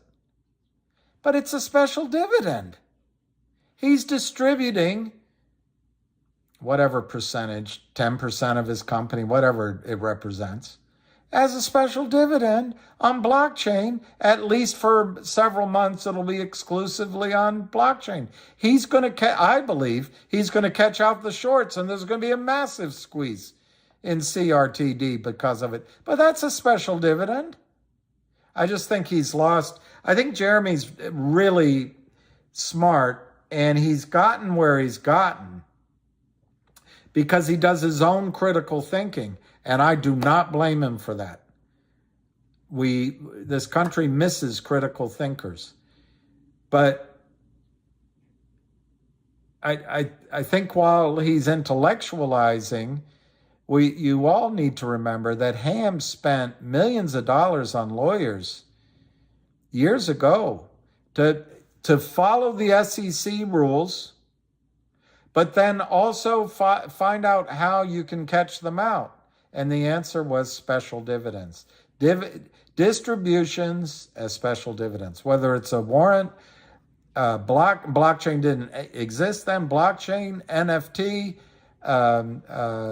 a Picasso. GTII's done everything, but GTI has never, when the stock was $2, $4, $8, GTI has never taken a phone call from Apollo Global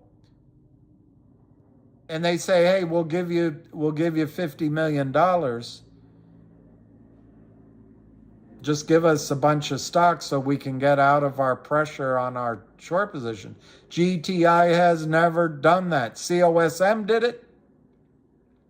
We'll find out. It sounds like Frank Benedetto has learned his lesson, and it's not going to happen on CNLV. And that's what I think is the case. I think they learned their lesson. But who made money? COSM, probably Frank. He works for him. Maybe Lou. They all made money. The CEO traded it. He's an international guy. He awarded himself millions at 12 cents. and he bought a little bit at 60 cents. So what? The only company that's benefited so far. But our companies haven't yet. And I don't want to quit before they work. Now, when would I quit? I would quit if any of the people fighting for us sold us out. I would quit on that stock. Done. Finished. I would quit if Joe Biden hands off the presidency to Kamala Harris, and she was a prosecutor, and she looks at it in her absolute high level of intelligence, and she says, we're going to stop trading in the market, and we're going to go after the white guys. And we'll take 6 months to settle the trades, but there aren't going to be any short squeezes. I'd quit then. Of course, I'm making up a preposterous scenario, but there are scenarios where I would quit. But these guys are fighting for their lives. They're going to lose. They're going to go to jail, in my judgment. And prime brokers are going to go down. And I think you all are going to make a lot of money. That's why I keep doing it. But am I tired of it? Sure am.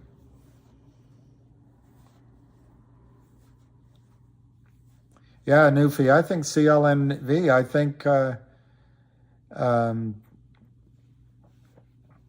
yeah, I agree with you, Justice So. I think CLNV, I think Frank had, let me look at I didn't go through the prices as they closed. So far, I think he's doing a great job on that. And you know, he's not trashing GTII. So there's nothing wrong with that. There's nothing wrong with that. I love Finger. I love Finger. But I'm starting to think, the more I look into the Lind Partners, they have a pretty sophisticated circle of conspirators. And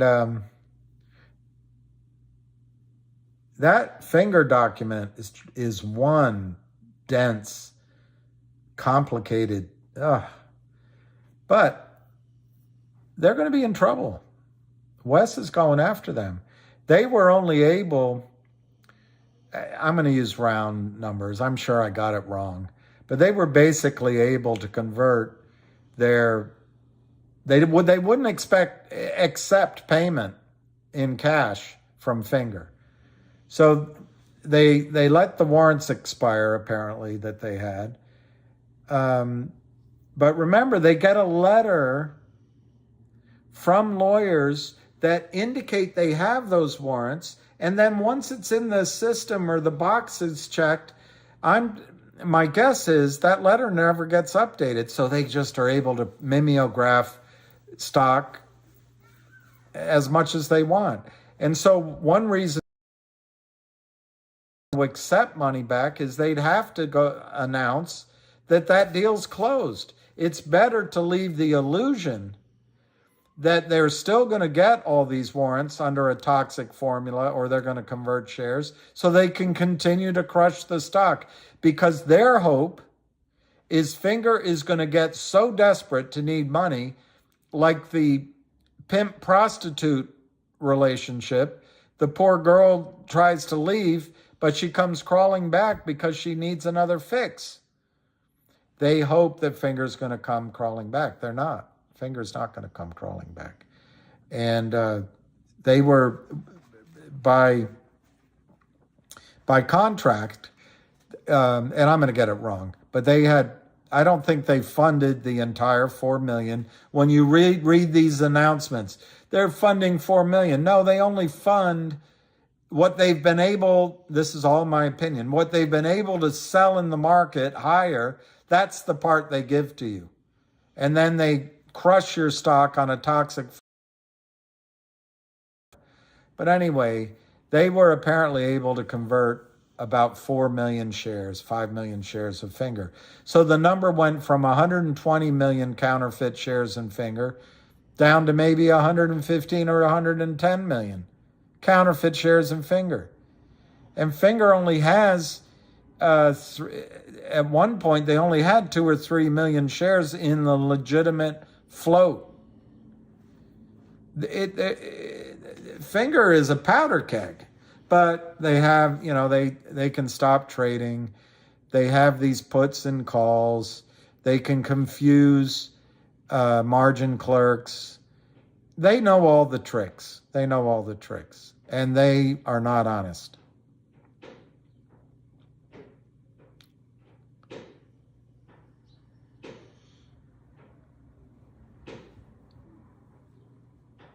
Yeah, I'm starting to get. Well, GNS, I haven't looked at it. I don't really like narcissists very much, but I've dated them, and I would, maybe that's where my aversion comes from. But he's worked hard. He's really worked hard, and he's brought in a lot of energy, and so far he's listened to him and others, now that, Wes and others, and he's implementing the strategies, and I say all power to him. I think it's good. Assassins with Sylvester Stallone, yeah. He's a good... Sly's actually not a bad actor. I saw Rambo on Amazon Prime, I don't know, 5 nights ago. And kind of like his macho. But I mean, it's an hour and a half of not thinking.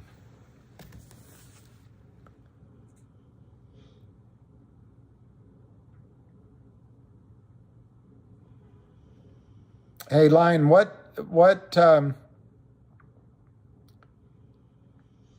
Lion, did you get, all right, new to warrants, have a question. This is Joel Carlo, would you recommend buying common stock for CRT or buying the warrant, CRTW?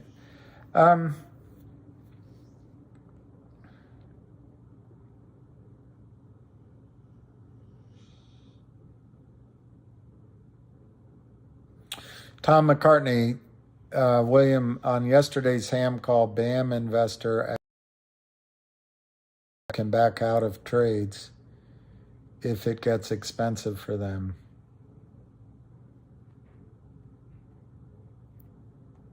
I want to see where Lion got, I'm sorry, Lion, because Lion seems to be,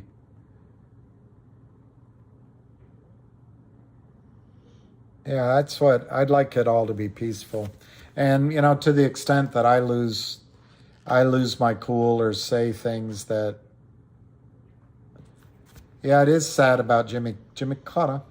I think Jimmy Carter was a great president, but that's you're gonna say I'm insane. So Tom's question and warrant question. Let me answer Tom's question first. I think FINRA cannot back out, but the fact is FINRA and the government can do whatever they want. But the more I listen to you guys and the more I read on and I've gone on some space calls too, and the more I read on Twitter, I think the markets have already lost you all. I think once you make money, you're finished. And if FINRA were to back out of those trades, they'd be telling the world, no need to trade U.S. markets anymore. You can't trust them. And I don't think that's going to happen. And no, I don't know what Ham answered, but no, FINRA can't back out.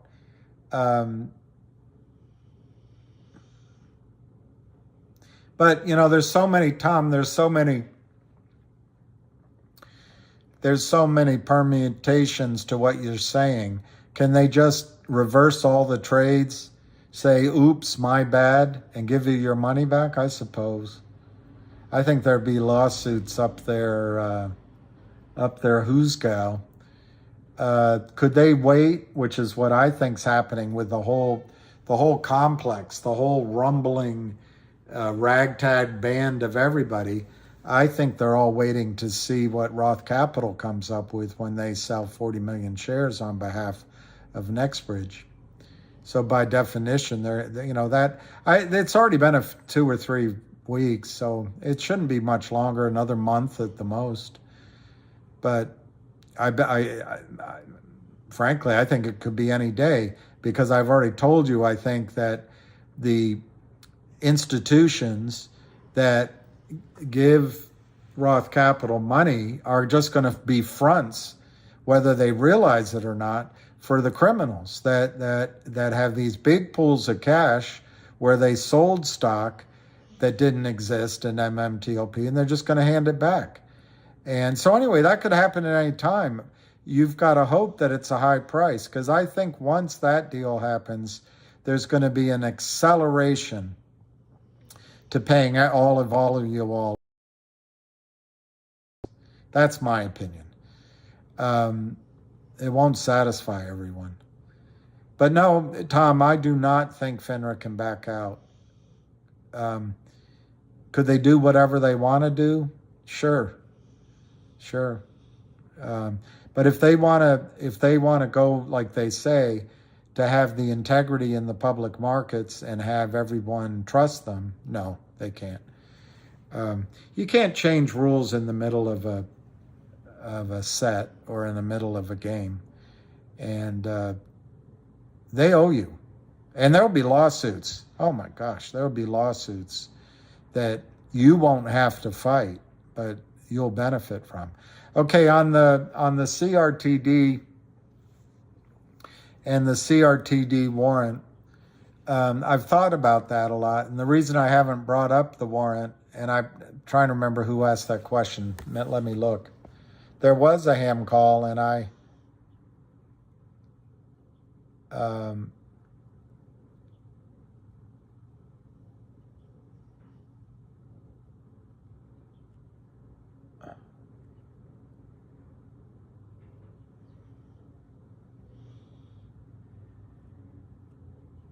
yeah, Dave Hensley, I like the cut of your jib. I agree with you 100%. He was tough on defense, parsimonious on spending. He got rid of regulation. He opened up the airlines and the oil business, although he did move us to coal, which in retrospect, but anyway, he fought the Soviet Union. There's so many things. He integrated part of the whatever Truman had left undone. He integrated the rest. He was tough. And he cared about those hostages, and no one died. Anyway, I think he was a great president. Let me find out who asked that question.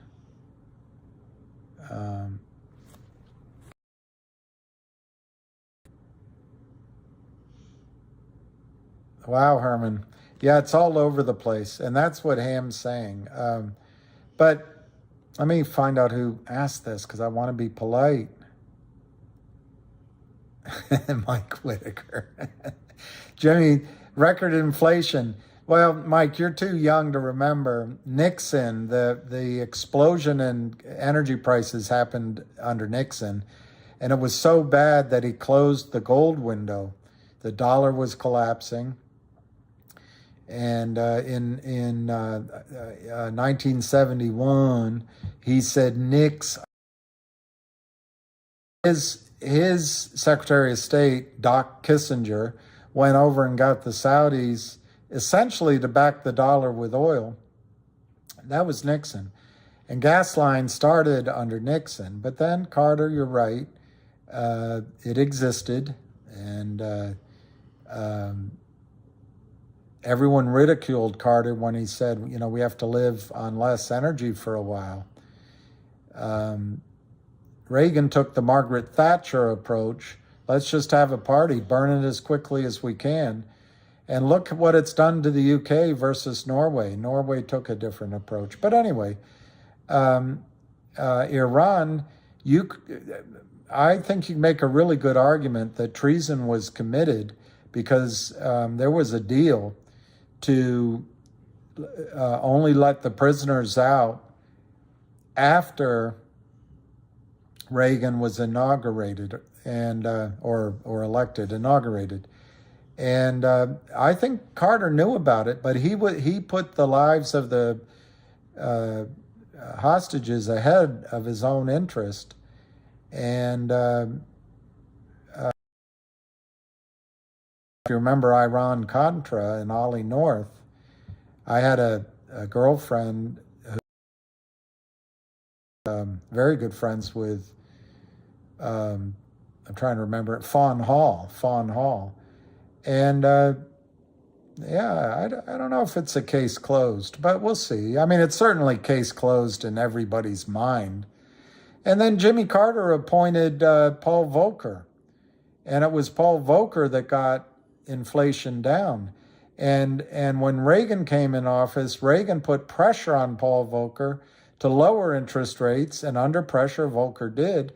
And it was too soon. And inflation started again, and nightmare. So Paul Volcker raised rates again, all the way up to 21%, and that finally killed the beast.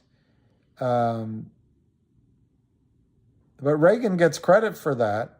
He reappointed. And there were some things Reagan did.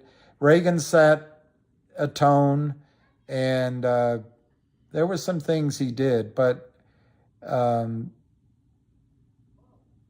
I'm not ready to bail on Jimmy Carter.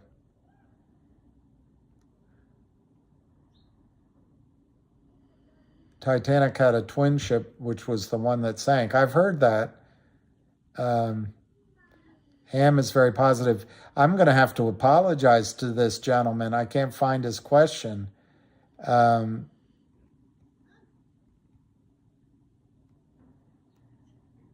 Anyway, I'll look a little bit further. I'll answer the question. I just can't. I wish I had remembered your name, sir. But I'll answer it on CRTD. Would you buy the stock or the warrants? I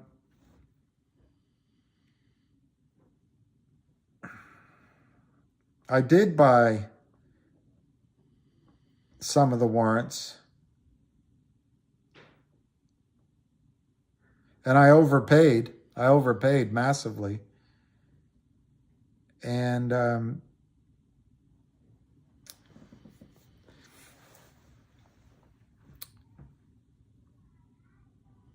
they're cheap, but I think there's a reason they're cheap. The exercise price, if I remember, is $4. You can look it up. And the takeover offer is $1.90. So they're not going to go to that strike price. However, I read in some documents that some of the private warrants, they've lowered the strike prices. So that's always possible they could do this here. The other thing is the warrants in a buyout. Warrants just, if a company buys another company, the warrants are just recalculated as a percentage. You don't get the same percentage of Newco, but you keep the percentage ownership of the percent that the acquired company now owns of the Newco. I don't have the vocabulary, but you're pro rata, you stay equal. So in that sense, that's all good. But if I had a choice right now, I would buy the stock. The warrants are not entitled to the distribution of the OG collection. If you bought the stock, let me see where it closed. Probably around 42. No, they got it down to 37 cents. So if you bought the stock at 37 cents, you're going to get the distribution, which Jeremy is extremely good. Back office guy. He ran a prime broker. He knows how to do it to catch out the system. But if you buy it at 37 cents, you're going to get, based on 52 million fully diluted shares. I just saw someone put up that it might be more, but until I see why it's more, I think that's what it is. It's 52 million, but we'll find out. You get 19 cents a share in the OG collection as it starts out. But the OG collection is a viable business. It's got a team running it, and it might be worth more than $10 million. But anyway, so you take 37 cents. I wish I knew your name, sir. I'm so sorry. I just couldn't find it. You take 37 cents, you subtract 19 cents, you're down to 18 cents that you're risking. The buyout offer from GTII is worth about $1.88 a share. So you're putting 18 cents at risk, and you're exposed to the minimum buyout. Remember, Jeremy's renegotiating minimum buyout at $1.80. I think you buy the stock all day long, and I wouldn't buy the warrants. There are some risks with the warrants about their terms, and strike price is really high if the stock doesn't squeeze. So at this point, I'd buy the stock. I would just buy the stock.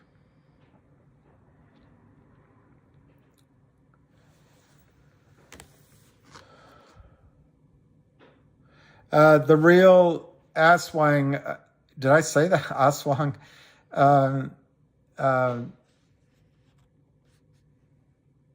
Oh, Joel, thanks. Hands down, I would buy the stock. It's a better deal. It's a much better deal. And you get two for the price of one. Any kind of, I admire him. It shows to me that he's honest. But any discussions Jeremy's having with all of you that causes some uncertainty, I admire him for it, because he knows, he has experience in the back office. What Ham has is just incredible experience trading. What I have is slightly different than Ham, but I see darkness with all of these guys, and I think some people want to give them credit. I don't want to give them any credit until they prove to me that they deserve it. There's just arrogance. There's no apologies. They strip money,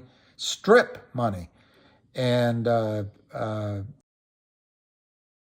while you all are worried. Let me see. I saw a question. That's Cindy Lou, who MMTLP, GTI, and CRTD. I'm positive on all three, but I think that, hey, Ann Lacomer, that name looks familiar. I'm positive on all three, but I think there's room for CNLV. I do, and I am impressed with what Frank's doing with that. How long can the Kramers and Lynn keep shorting GTII? Well, son, Lynn Partners aren't shorting GTII. I don't think the Kramers are shorting anymore. I think it's Alpine, these aggressive mercenary shorts that they've hired. Oh, there it is, the real. CNLV, I don't know the story really well, and I wasn't impressed. Frank put up that his friend Tom Ronk did him a solid. Well, that's Ham's guy.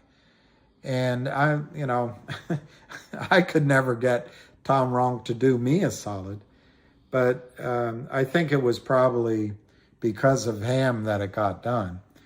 But anyway, they put up, and I'm going to use round numbers, I think it was around 300 million counterfeited, failed to deliver shares in CLNV, maybe 350, which is a huge number.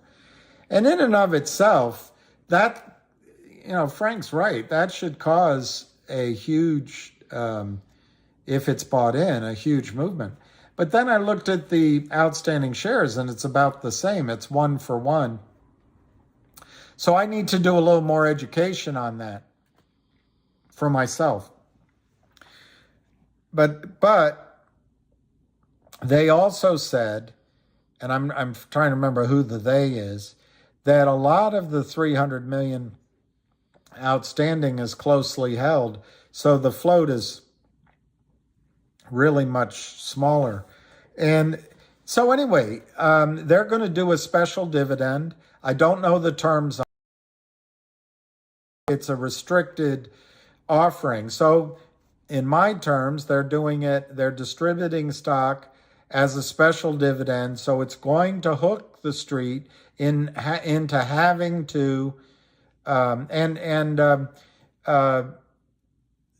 guy with 3 names, Roger Hamilton James, was against it. And he said, I'm afraid it's not going to work.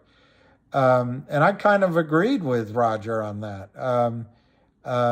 Because they could just stuff your account with fake dividends, electronic dividends. But Roger came back on after being educated about whatever mechanism they're using. And Roger now believes that this special dividend of shares is going to work and is going to cause what we're all trying to do, a run on the bank for real shares, making the back offices buy in all the counterfeit shares. So I'm actually positively persuaded on CLNV. I've got a little more education to do. And Ham just came in and said FINRA is investigating the trading in CLNV. So, and the CEO seems to be fighting. So I'm positive on CLNV. I'm not that well educated on it, but I'm positive on it, and I'm impressed what those guys are doing. So I give them kudos. GTII,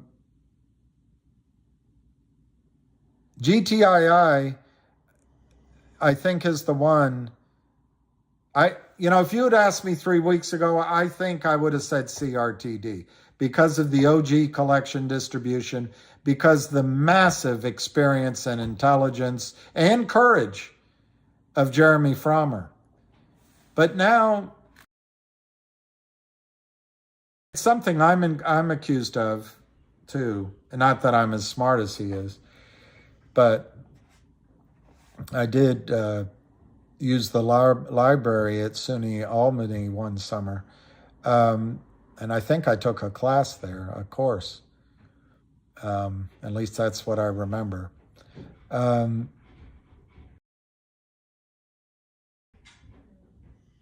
I think he's just intellectualizing too much. And he'll come around. I think Jeremy will come around. And I think Jeremy will be a great CEO. And but when you have uncertainty, they get room to sell off the stock. You remember the uncertainty that came into GTII in November. As soon as they saw it, they just crushed the stock. So CRTD closed at 37. That's a nerve-shattering experience for me, sir. LUNR, the new, that closed at, it's trading still. It closed at 81.99, but it's trading at 90. COSM closed at 426, which doesn't mean anything unless you divide it by 25. So it closed at 17 cents. So it round tripped, more than round tripped, when those guys got you hot and bothered. But hey, it's a trade. Life's a trade. GTII closed at 164.7. And somebody said it on I forget who said it. He was right. Earlier, somebody on this channel here said that it's weird how GTII, it closed with 484,000 shares volume, but it seems like all the volume happens in the morning, and then the rest of the day, what goes on? This poor stock is just getting punished, and I think this might still be the Kramers, DBMM, but at 1.5 cents, I think it's worth a punt, because they've got a great, she's not called a CEO, she's called Premier Director or Primary Partner. Anyway, she's got a different title, but I think she's terrific. She's fighting hard. And if Alpine goes down, if the Kramers go down, does that get bought in? I don't know. And then CLNV, let's see what it's doing. Yeah, it's 32 million shares. They wanted to get you to, Avid came out positive, the stock's going up, and they wanted you to start doubting. So they've done their best to keep it down. But on CLNV, Avid is saying don't sell it cheaply. And he thinks it could go, whatever, use your money management skills. But he thinks it go to 15, 20, 45, 50, 60 cents a share. His exact quote was, don't sell it cheaply, or don't sell it too soon.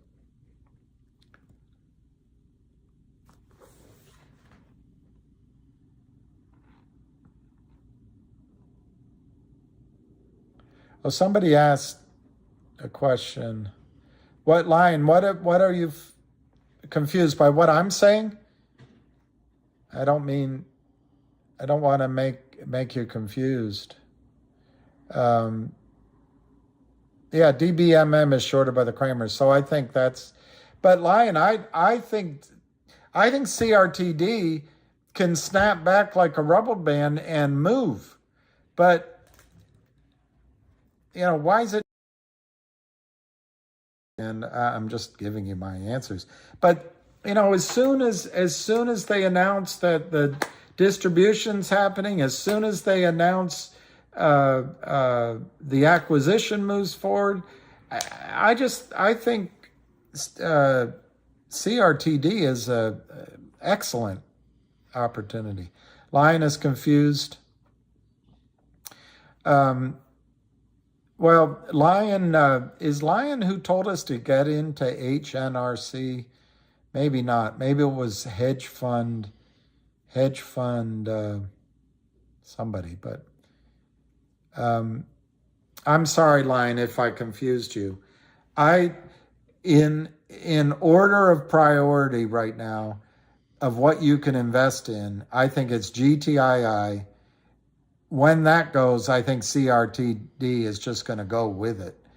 There seems to be some doubt on how do you explain a stock trading at 37 cents when it's going to be taken over at almost $2? There has to be some doubt out there, and so.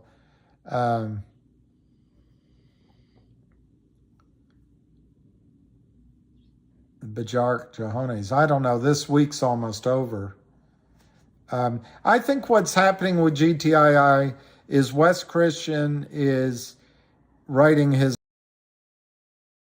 not his opus, but he's writing it very carefully.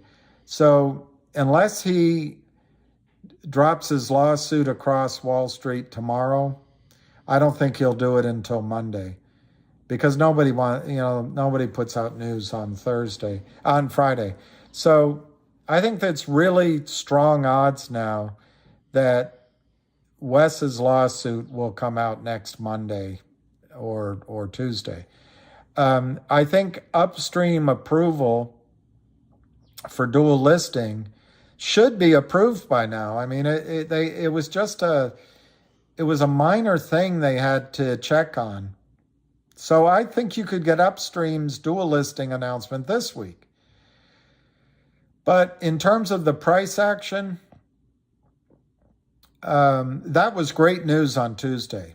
But the stock, they're able to spam it downward. I think the big move in the stock price comes next week or the following week. And I think the FBI trigger on GTII could come at any time. So tomorrow's Thursday. I would guess that the stock price on GTII finishes the week $1.75 to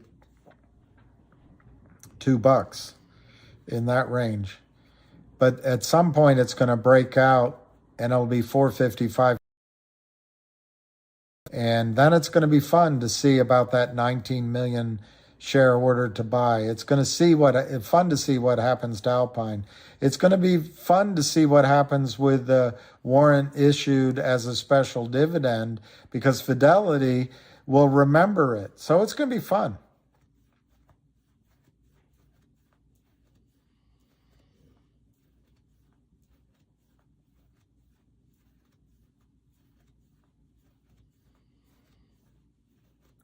Well, Pizza Rules, I think you asked a question I was going to answer. Now I can't remember it. Anyway, I think Ham thought, I do think you're right. I think Ham thought that the likelihood was the lawsuit would be the first news we heard and the 1-800 would be the second. But, it's just predictions. Everything's going great. Ham speaks with Wes all the time, but Wes can't talk about the deal with Ham. He has to talk to Reichman.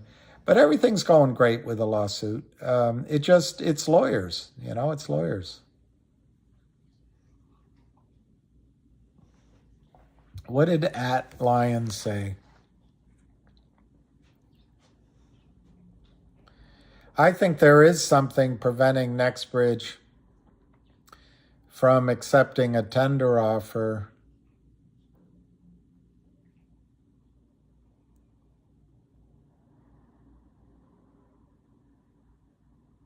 Yeah, George T. I want to look into it, George T.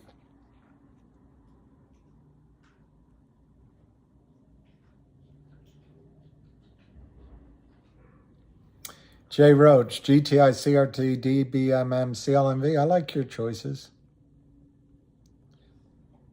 Who asked this question? Was it Richard? Dodger does post them. The Oregon do this live, I think, goes on YouTube. I've never re-listened to anything I've done. But you can go back to 3:30. I started at 3 o'clock. So you can just go in half an hour and listen to the call. It's on here. Well, that's interesting, George T. As your shares is pending. That's interesting. Richard K., I think there was...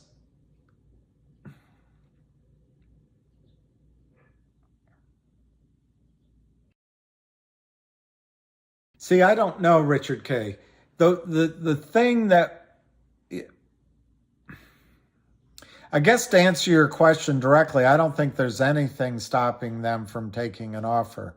I guess my hesitancy is I think it would be hard to receive an offer as long as there's the potential claim on the assets from lawsuits, which is why I think they put that press release out. But if an acquirer were comfortable with the legal assurances by lawyers that Nextbridge has no liability to you or to Wall Street, I don't see any reason why they couldn't just be bought out. I don't think they'll sell at these prices because I don't think they've proved up the want.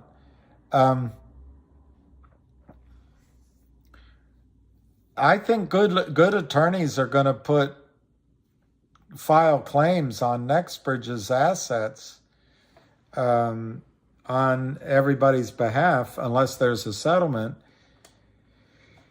So it's the same issue that Roth Capital might run into. However, Richard, that press release was pretty definitive, and Nextbridge did nothing wrong. They did nothing wrong. I think if lawyers put a claim in,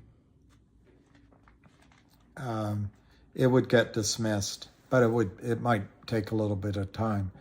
But no, they can sell the whole thing. I don't think they would, because right now, what do they have? 3.5 billion barrels of oil. Gas. If they drill up some, they might have more.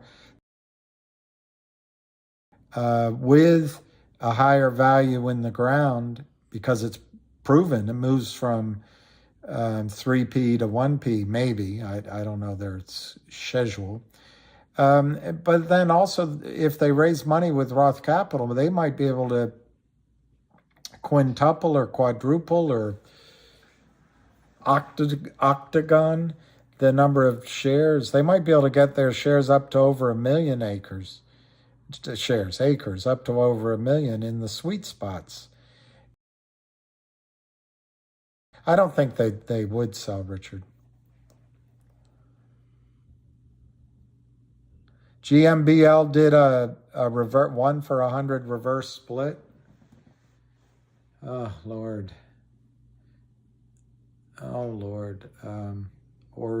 Origin. I'm sorry. Let me write down gamble.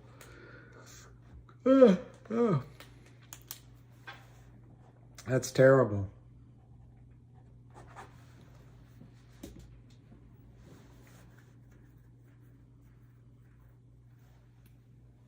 Yeah, Joe 99, I agree.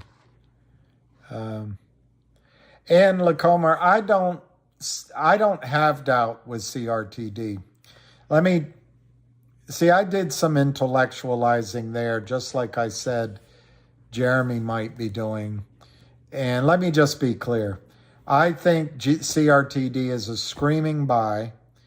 I think worst case, at 37 cents, you're going to get a distribution worth, and I was going to do a video, and then I remembered it was Ash Wednesday, and I have gout, so I'm walking very slowly, taking my medicine. So, Miss Lacomber, I apologize. But anyway, you pay 37 cents or you hold on. It's the same thing. It's the same thing. If you hold it or you buy here, it's the same decision. If you hold it here at 37 cents, you're going to get a distribution, let's just call it 20 cents for ease of arithmetic, of a blockchain you exclusively listed on Upstream for months. Jeremy knows how to catch out Wall Street. That's what he does. He knows how to do it. He ran a prime broker. So that in and of itself could cause a short squeeze in CRTD. Secondly, once you take that 20 cents off at 37 cents, you have 17 cents at risk. Call it 20 cents at risk. Call it 19 cents, whatever you want. I absolutely believe the buyout by GTII of CRTD is going to happen. Now, the worst case is Jeremy's unsuccessful of getting a higher price. Well, you're going to get approximately $1.90 a share if there's 52 million shares fully diluted. If it's higher, and I'll look into it, it'll be different. But maybe I don't know. 70. Point is, you get 10 to 1. In the buyout, you get to 10 to 1. 10 to 1 in the buyout, and that's the worst case. I think the buyouts, the takeover is going to happen. And Jeremy's going to be the CEO of the new company, and he already has a strategy to convert the new co into new name, new QSIP. Sounds like COSM, I know. But he knows how to do it so that it... CLNV is doing it. I don't know. I'm not a back office guy. But they're going to do it in a way that real shares have to be delivered. He's going to do it so there's going to be a squeeze.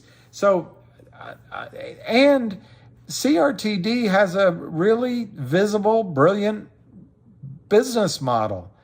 So I just think it's great risk reward in CRTD. I'm 100% behind it, and Jeremy. The risks are he does another deal with Jeff Easton or somebody like that. I don't see him doing it. I see him thinking about it and talking about it maybe, and talking to Jeff, but I don't think he's going to do it. He's too smart for that. And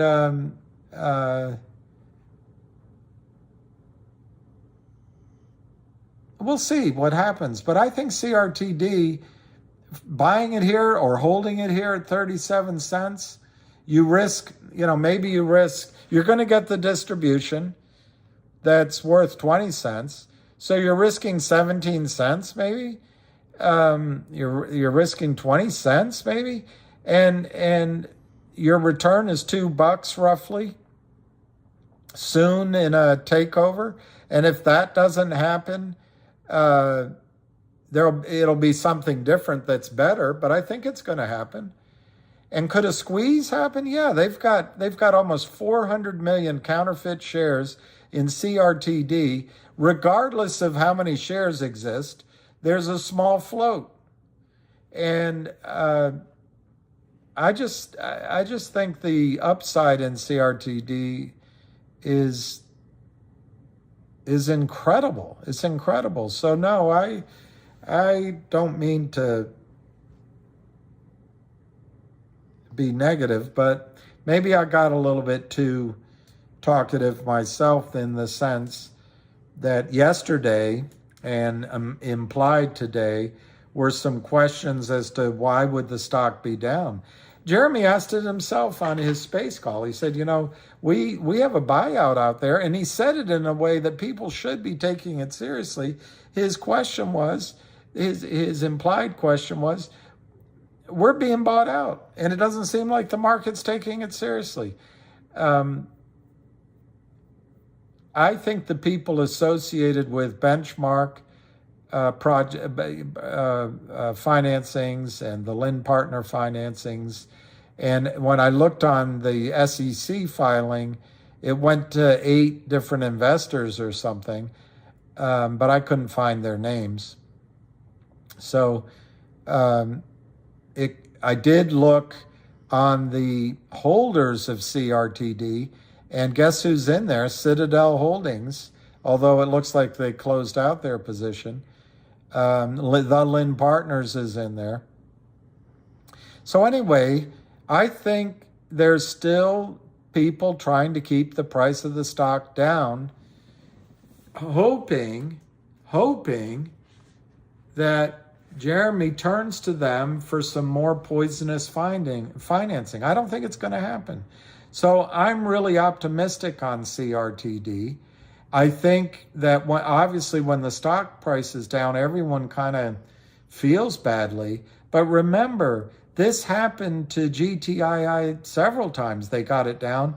And the next thing you know, in 2 days, it marches smartly back up to new highs. And in the case of CRTD, I think the next stop is 170, 180. And once it gets through there, it's going to be $5, and it could easily go to $10 or $15 without a squeeze, because it's been there before.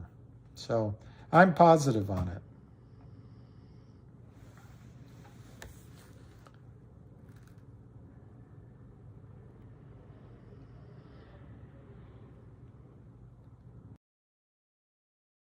It's Ann Lecomber, yeah. I have my college roommate's sister-in-law has a very similar name to yours, Ann. Her name is Ann, but her last name is very similar. So it's nice talking to you. She's a great person. She works. Anyway. DBMM uplisting soon. But no, I think Jeremy's an honest guy. He's worked his ass off. He came out to that SEC thing and was out in the cold, bought dinner for everybody. He bought pizzas stacked higher than the tables. It was just I have nothing but good to say about Jeremy.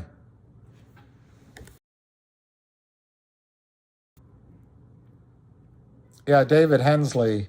It's Ash Wednesday, and I apologize. They say time to piss off the wife and kids. Don't take your work home with you. Don't take what you do on space calls home with you. I'm just kidding. Every year the priest says, don't do your almsgiving and your good works and your praying out in the open. It's like Mahalia Jackson sings, go to him in secret. But then they ask us to wear this, and my only reconciliation, because I think this is out in the open, but what I think this is really for, it might be a little bit of proselytizing, I don't know, and I'm not a proselytizer, but I think what it's for is to humble each of us that are there. And I know it's to remind us that we're going to turn to dust. We're going to turn to ashes. And so it puts us in the framework for Lent. And what the priest said, and I tried to memorize it because I haven't always been good about it. We understand Lent as when you give up something. Okay. But he said, Lent, you should fast, pray, and give alms. That's what he said. And it's all with the goal of getting closer to God. And that's an interesting, anyway, books have been written about it. Religions have been started about it. Wars have been started about it. I don't mean to cause any point of issue with it. I do intend, mainly because it reminds me and will make me feel close to my Father again. I do intend to take Lent seriously this time. But I'm not doing this to cause any discomfort with anybody or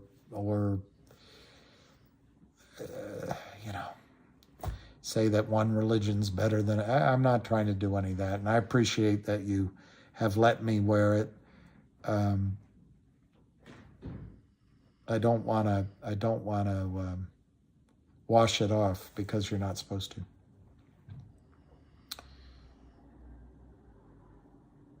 Ground cumin.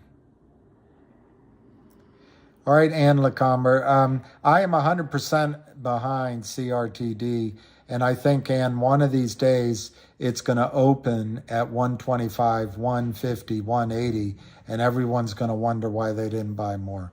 That's my opinion on CRTD. And I think it's because of Jeremy Frommer. And all of this information that you guys are learning, everybody, it's taking a while. It's like swallowing the red pill or the blue pill. I forget which one. It just takes people a while to understand how crooked our system is. And someone just said it.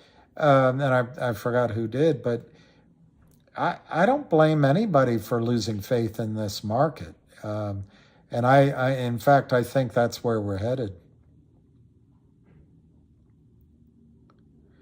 I saw that too, that they're in court, but I can't really tell you. I'll try to look it up tonight, Jay. Nothing wrong with women liking turmeric. Yeah, hey, Frank. Curcumin. Those are all good spices for your health. They're all very good. All right. I don't know if I can make it 20 more minutes, maybe 5 more minutes. Red pill. Turmeric. There you go. Turmeric's good. Can you see my knuckle here? Can you see that knuckle versus this knuckle? Anyway, this knuckle versus, see how red and swollen? That's just a minor attack of gout, and then I have it in one of my feet. So turmeric is supposed to help, and so I try to eat turmeric. Yeah, that's it. That's interesting, Origin. I watched Arca's call on CRTD too, and it's weird. That's where the price is. It's weird. I think they're gonna drink more water. I that's one thing I haven't been doing enough of, and I don't know if there's those PVCBs from the train in our water or not. But you're absolutely right. I've got to drink a lot of water. I agree. Fix it, man. All right, New Jersey. Yeah, I incite people, but you must be meaning insightful. Yeah. And it's the same word. You're right. I'm just making a play on the word. Udo's oil is good for the joints. A gallon a day? You must. Did you ever see the book, from the Chinese author, The Yellow Stream by I.P. Daly? Yeah, it's insights. I know what you meant. I like jalapeno cornbread. I like all that. All right, 3 more minutes, and I'm going to go walk Lucky Boy. Cherries are great. I'm worried that I'm not going to be able to walk him very far. But you're absolutely right. I need to drink 8 big glasses of water a day, and I haven't been doing it. I've got to do it. And I've got to cut back on some of the fructose. Fake corn fructose is terrible, but some of the sugars.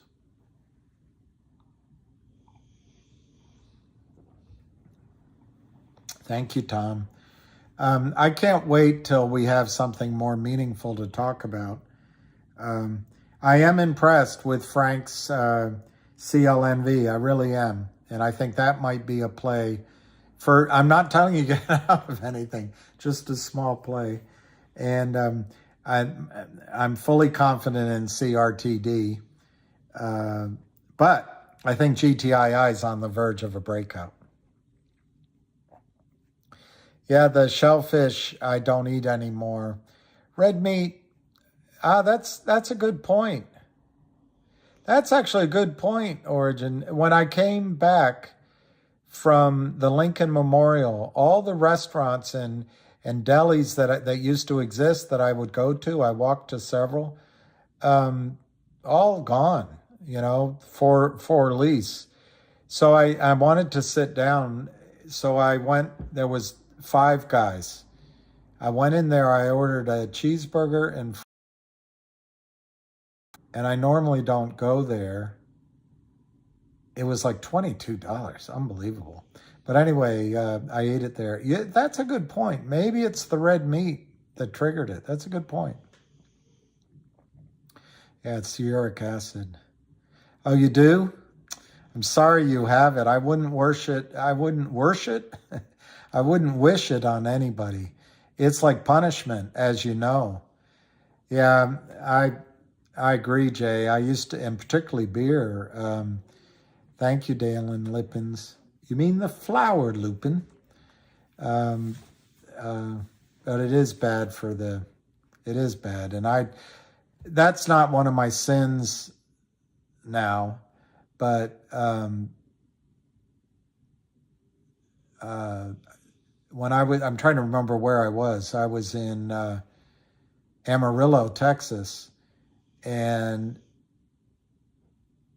anyway, the Uber driver came back to meet me. I had gout at that time in one of my hands, and so I couldn't lift my phone and put it in my jacket. I put it on the seat next to me, and I went to catch my flight, and I left it.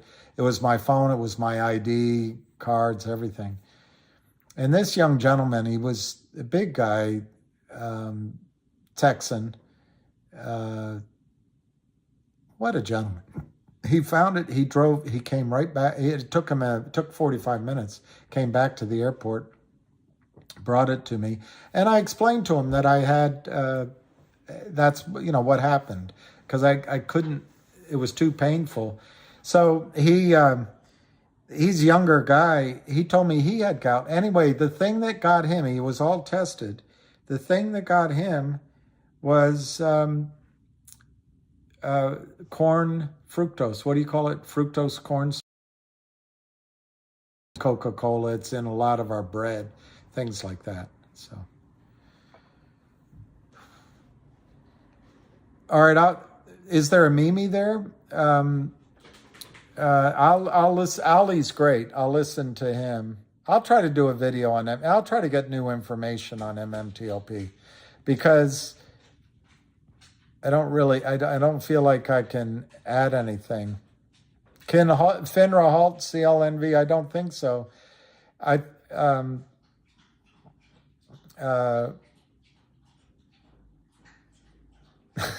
Pizza rules. Pizza had a question. You're the one I didn't answer.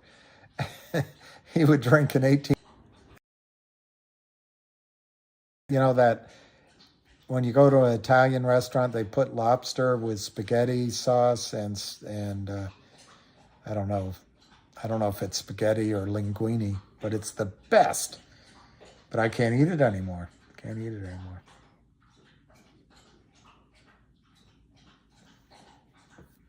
Well, Lion, I was trying to find what happened to you, but I'm willing to come on one of those calls again, if it helps. All right. It's 5:40. CC proposed high fructose corn syrup. That's it. These proposed rules, Maddie, my only comment, why didn't they address settlement? That's the thing that needs to be done, settlement. But what they're doing is, I think Gary Gensler, with all his glibness, is getting people to focus like he's really addressing things for retail. He's just protecting this criminal franchise for Goldman Sachs. That's my judgment. It's my judgment. Yeah, Ali is good on MMTLP, and I'll listen. I'll try to have more of an insight. I'll try to reach out to, Smokey and I can see his name. I can see his face, but I'm forgetting the last name. Yonker. And, these people know it cold, and they've done a great job. Yeah, the SEC needs to... My comments on the SEC website, you mean right there or just the site? I didn't know they changed it. I go to the SEC site.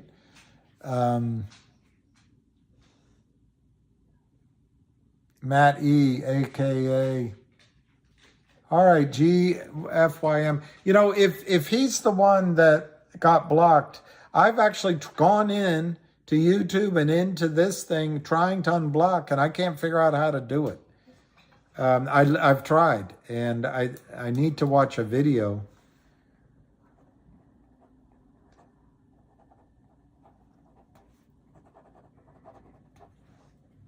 Oh, write my thoughts there. Yeah, Maddie, I'm over there for about letter to Gary Gensler, and I write it, and it's intense, and then I put it, I print it, look at it, and then I don't go back. Each time I have to start over. I'll try to get it done and put it up there. Tony is great on MMTLP, absolutely. Yeah, please let him know I've tried. I don't know what I'm doing, as you all know. Okay, Maddie, I'll do it. I've done videos out in front. I've called in and Twittered, but you're right. You have good advice, Maddie. My dad always said, "Have you written a letter? Have you written a letter?" No, Dad. Well, write a letter. Oh, he tagged me? All right, I'll look it up. Hey, Lucky, we'll go. How much, Nick, Jeff, I don't know. I asked Avid about that. And I think CLNV, in the back of my head, I just want to make sure they don't do a deal. But I actually think CLNV can go really high. But Avid just says, you know, the 45, 50, 60 cents is and that is a great trade. From 6 cents to 65 cents or something be a great trade. But I think it has the potential to be the one that runs. How high? I don't know. Does it go to $15, $25, $35,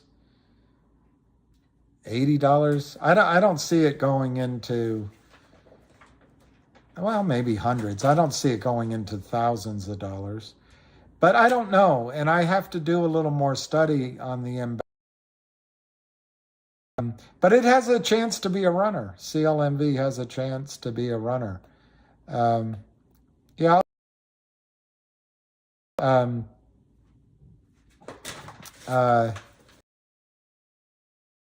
To comment on something.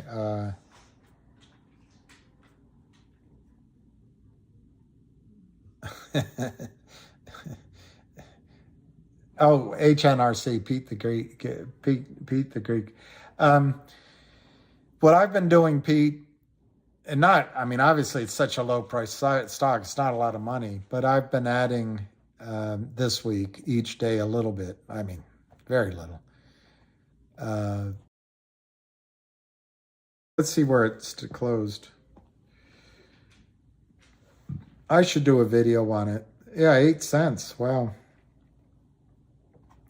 Here's what I think, and I don't know how to judge the risk. The criminals are obviously in there shorting it. I don't know who's doing it. I don't have knowledge of it.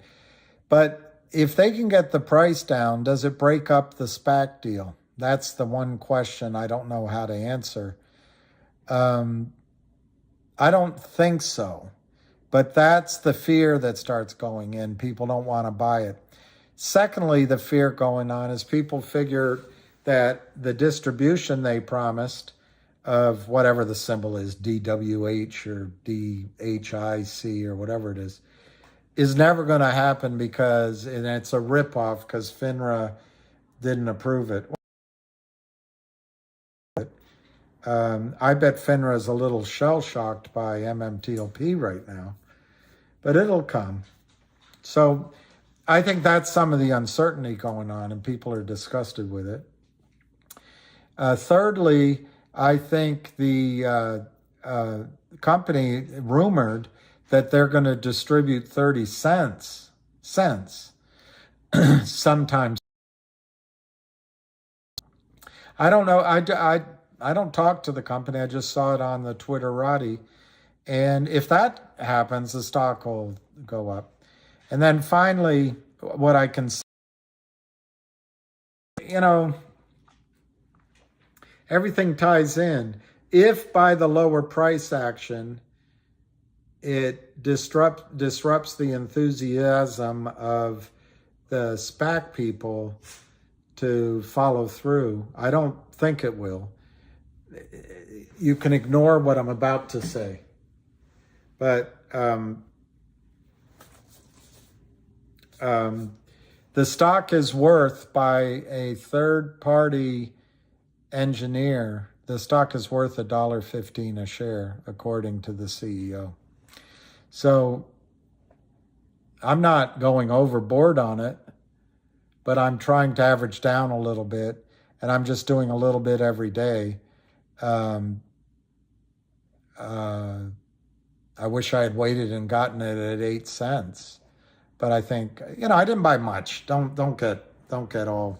I think I bought 3,000 shares today at 8.0825 or something. And I'm going to try to buy a little more tomorrow, maybe Friday, and then I'll be done. I'm not going overboard on it because I think there's a risk of, and that's what the shorts, the counterfeiters want in all deals. And I think it's happening in the GTIIL CRTD dynamic. If they can futz with the prices, one CEO says to the other CEO or managing director, I don't like our ratio anymore. You need human beings that look back past the stock price, because it's all manipulated. It's not real price discovery. But I'll try to do a video on it. I didn't see any recent videos on it. And I don't know what else to say. I think the risk reward is excellent. 8 cents, if it goes down, maybe you get out at 2 or 3 cents. And if it goes, if it goes to 80% of what it's worth, or there's a distribution, I don't know. It just seems like a good risk reward.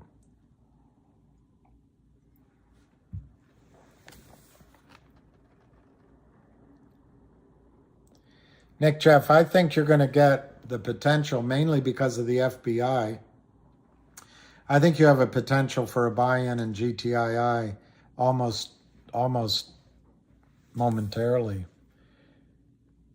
Beer, seafood, red and black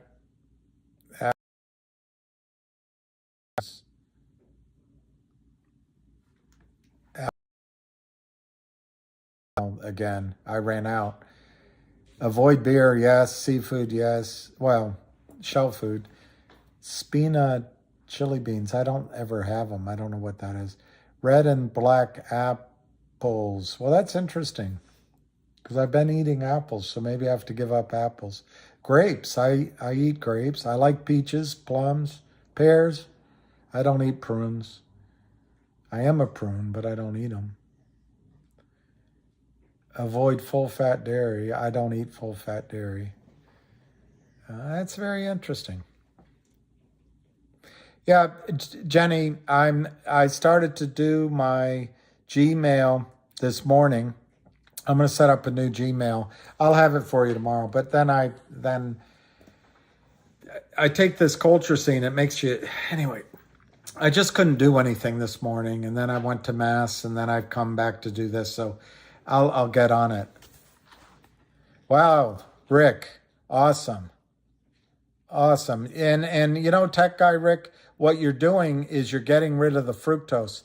That's what this guy in Amarillo told me. He hadn't had an attack once he got rid of the fructose. It's very interesting. Fidelity told you those shares are next bridge. Write that in your journal. Send an email to whoever you talk to, confirming the conversation, and try to get her to put it in writing. River. Moon River. All right, we got 1 minute to go. We got 1 minute to go to 6 o'clock, and one of the best boys in the whole world. You know who I love more than Lucky? Do you know who I do love more than Lucky? Nobody. Nobody. Nobody. Grow up, Arthur. Well, Anthony, that's the thing. Just be glad you don't have a bad kidney or whatever I have that's bad. Grow up, Arthur. You'll make a fine adult. I think that's better than Moon River.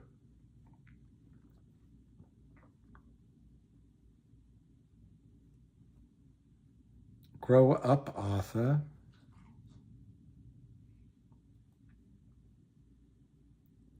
Oh, they have so many.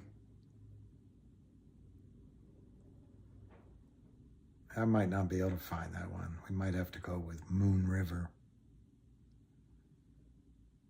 Yeah, they have all these stupid cartoon Arthurs. So annoying.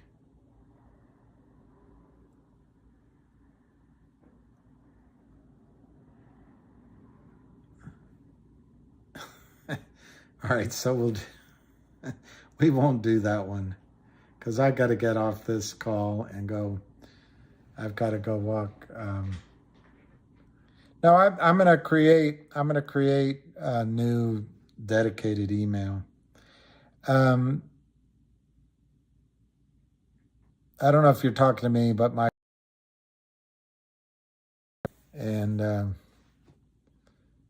miss him. And oh, VO Warrior. Drop your shorts and bend over, Mr. Babar. We don't want to do that. So, you know, my kidneys feel a lot better in this position. Maybe it's just that I'm not doing any calisthenics. You know, if I did some sit-ups in the morning or bent over like this, I'd probably feel 100% better. Moon River. Thank you, Doc. You ever serve time? Breathe easy. Breathe easy. You using the whole fist, Doc? Just relax.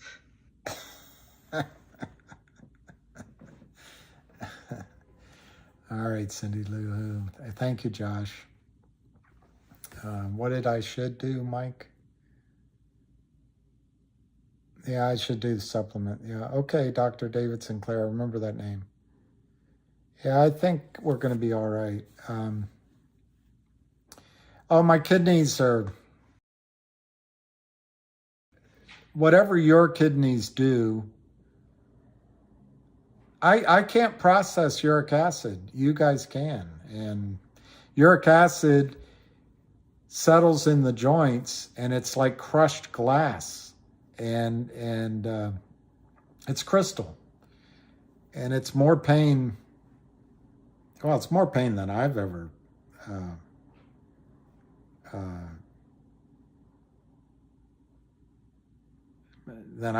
had. But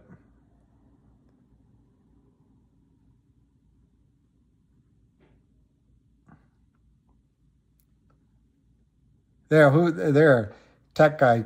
I tell people gout is like getting a root canal without Novocaine. You did both feet and both knees at the same time? I had that. I was in London, and I was meeting my clients and friends at, I think it was L'Orestano, it's called, a great Italian restaurant. And I had crutches. It was in both my feet, both knees, and it was down my chest, and it was in one of my hands. And they had to come out and carry me in. It's not a good thing. It's not a good thing.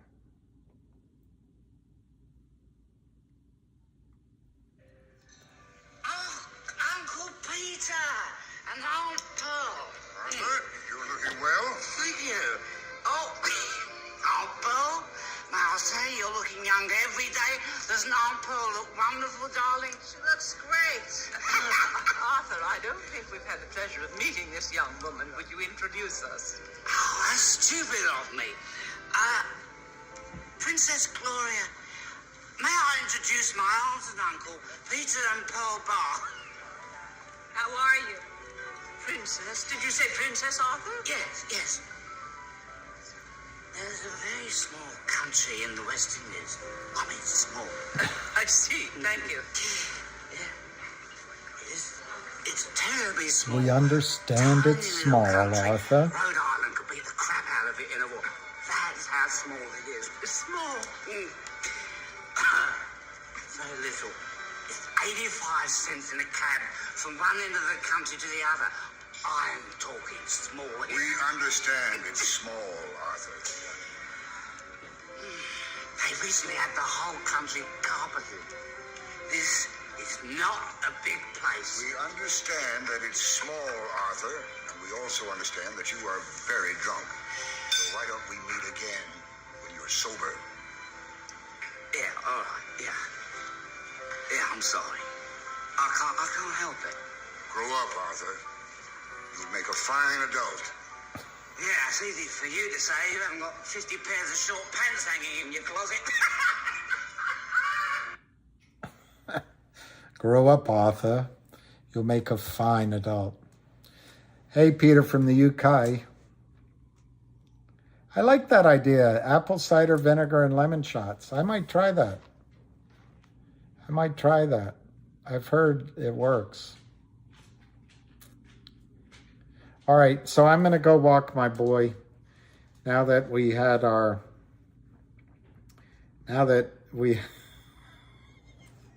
this is another great, he has to marry the turtle. He has to marry the turtle, Susan. So they're at dinner. They're at dinner. He's at dinner with the turtle.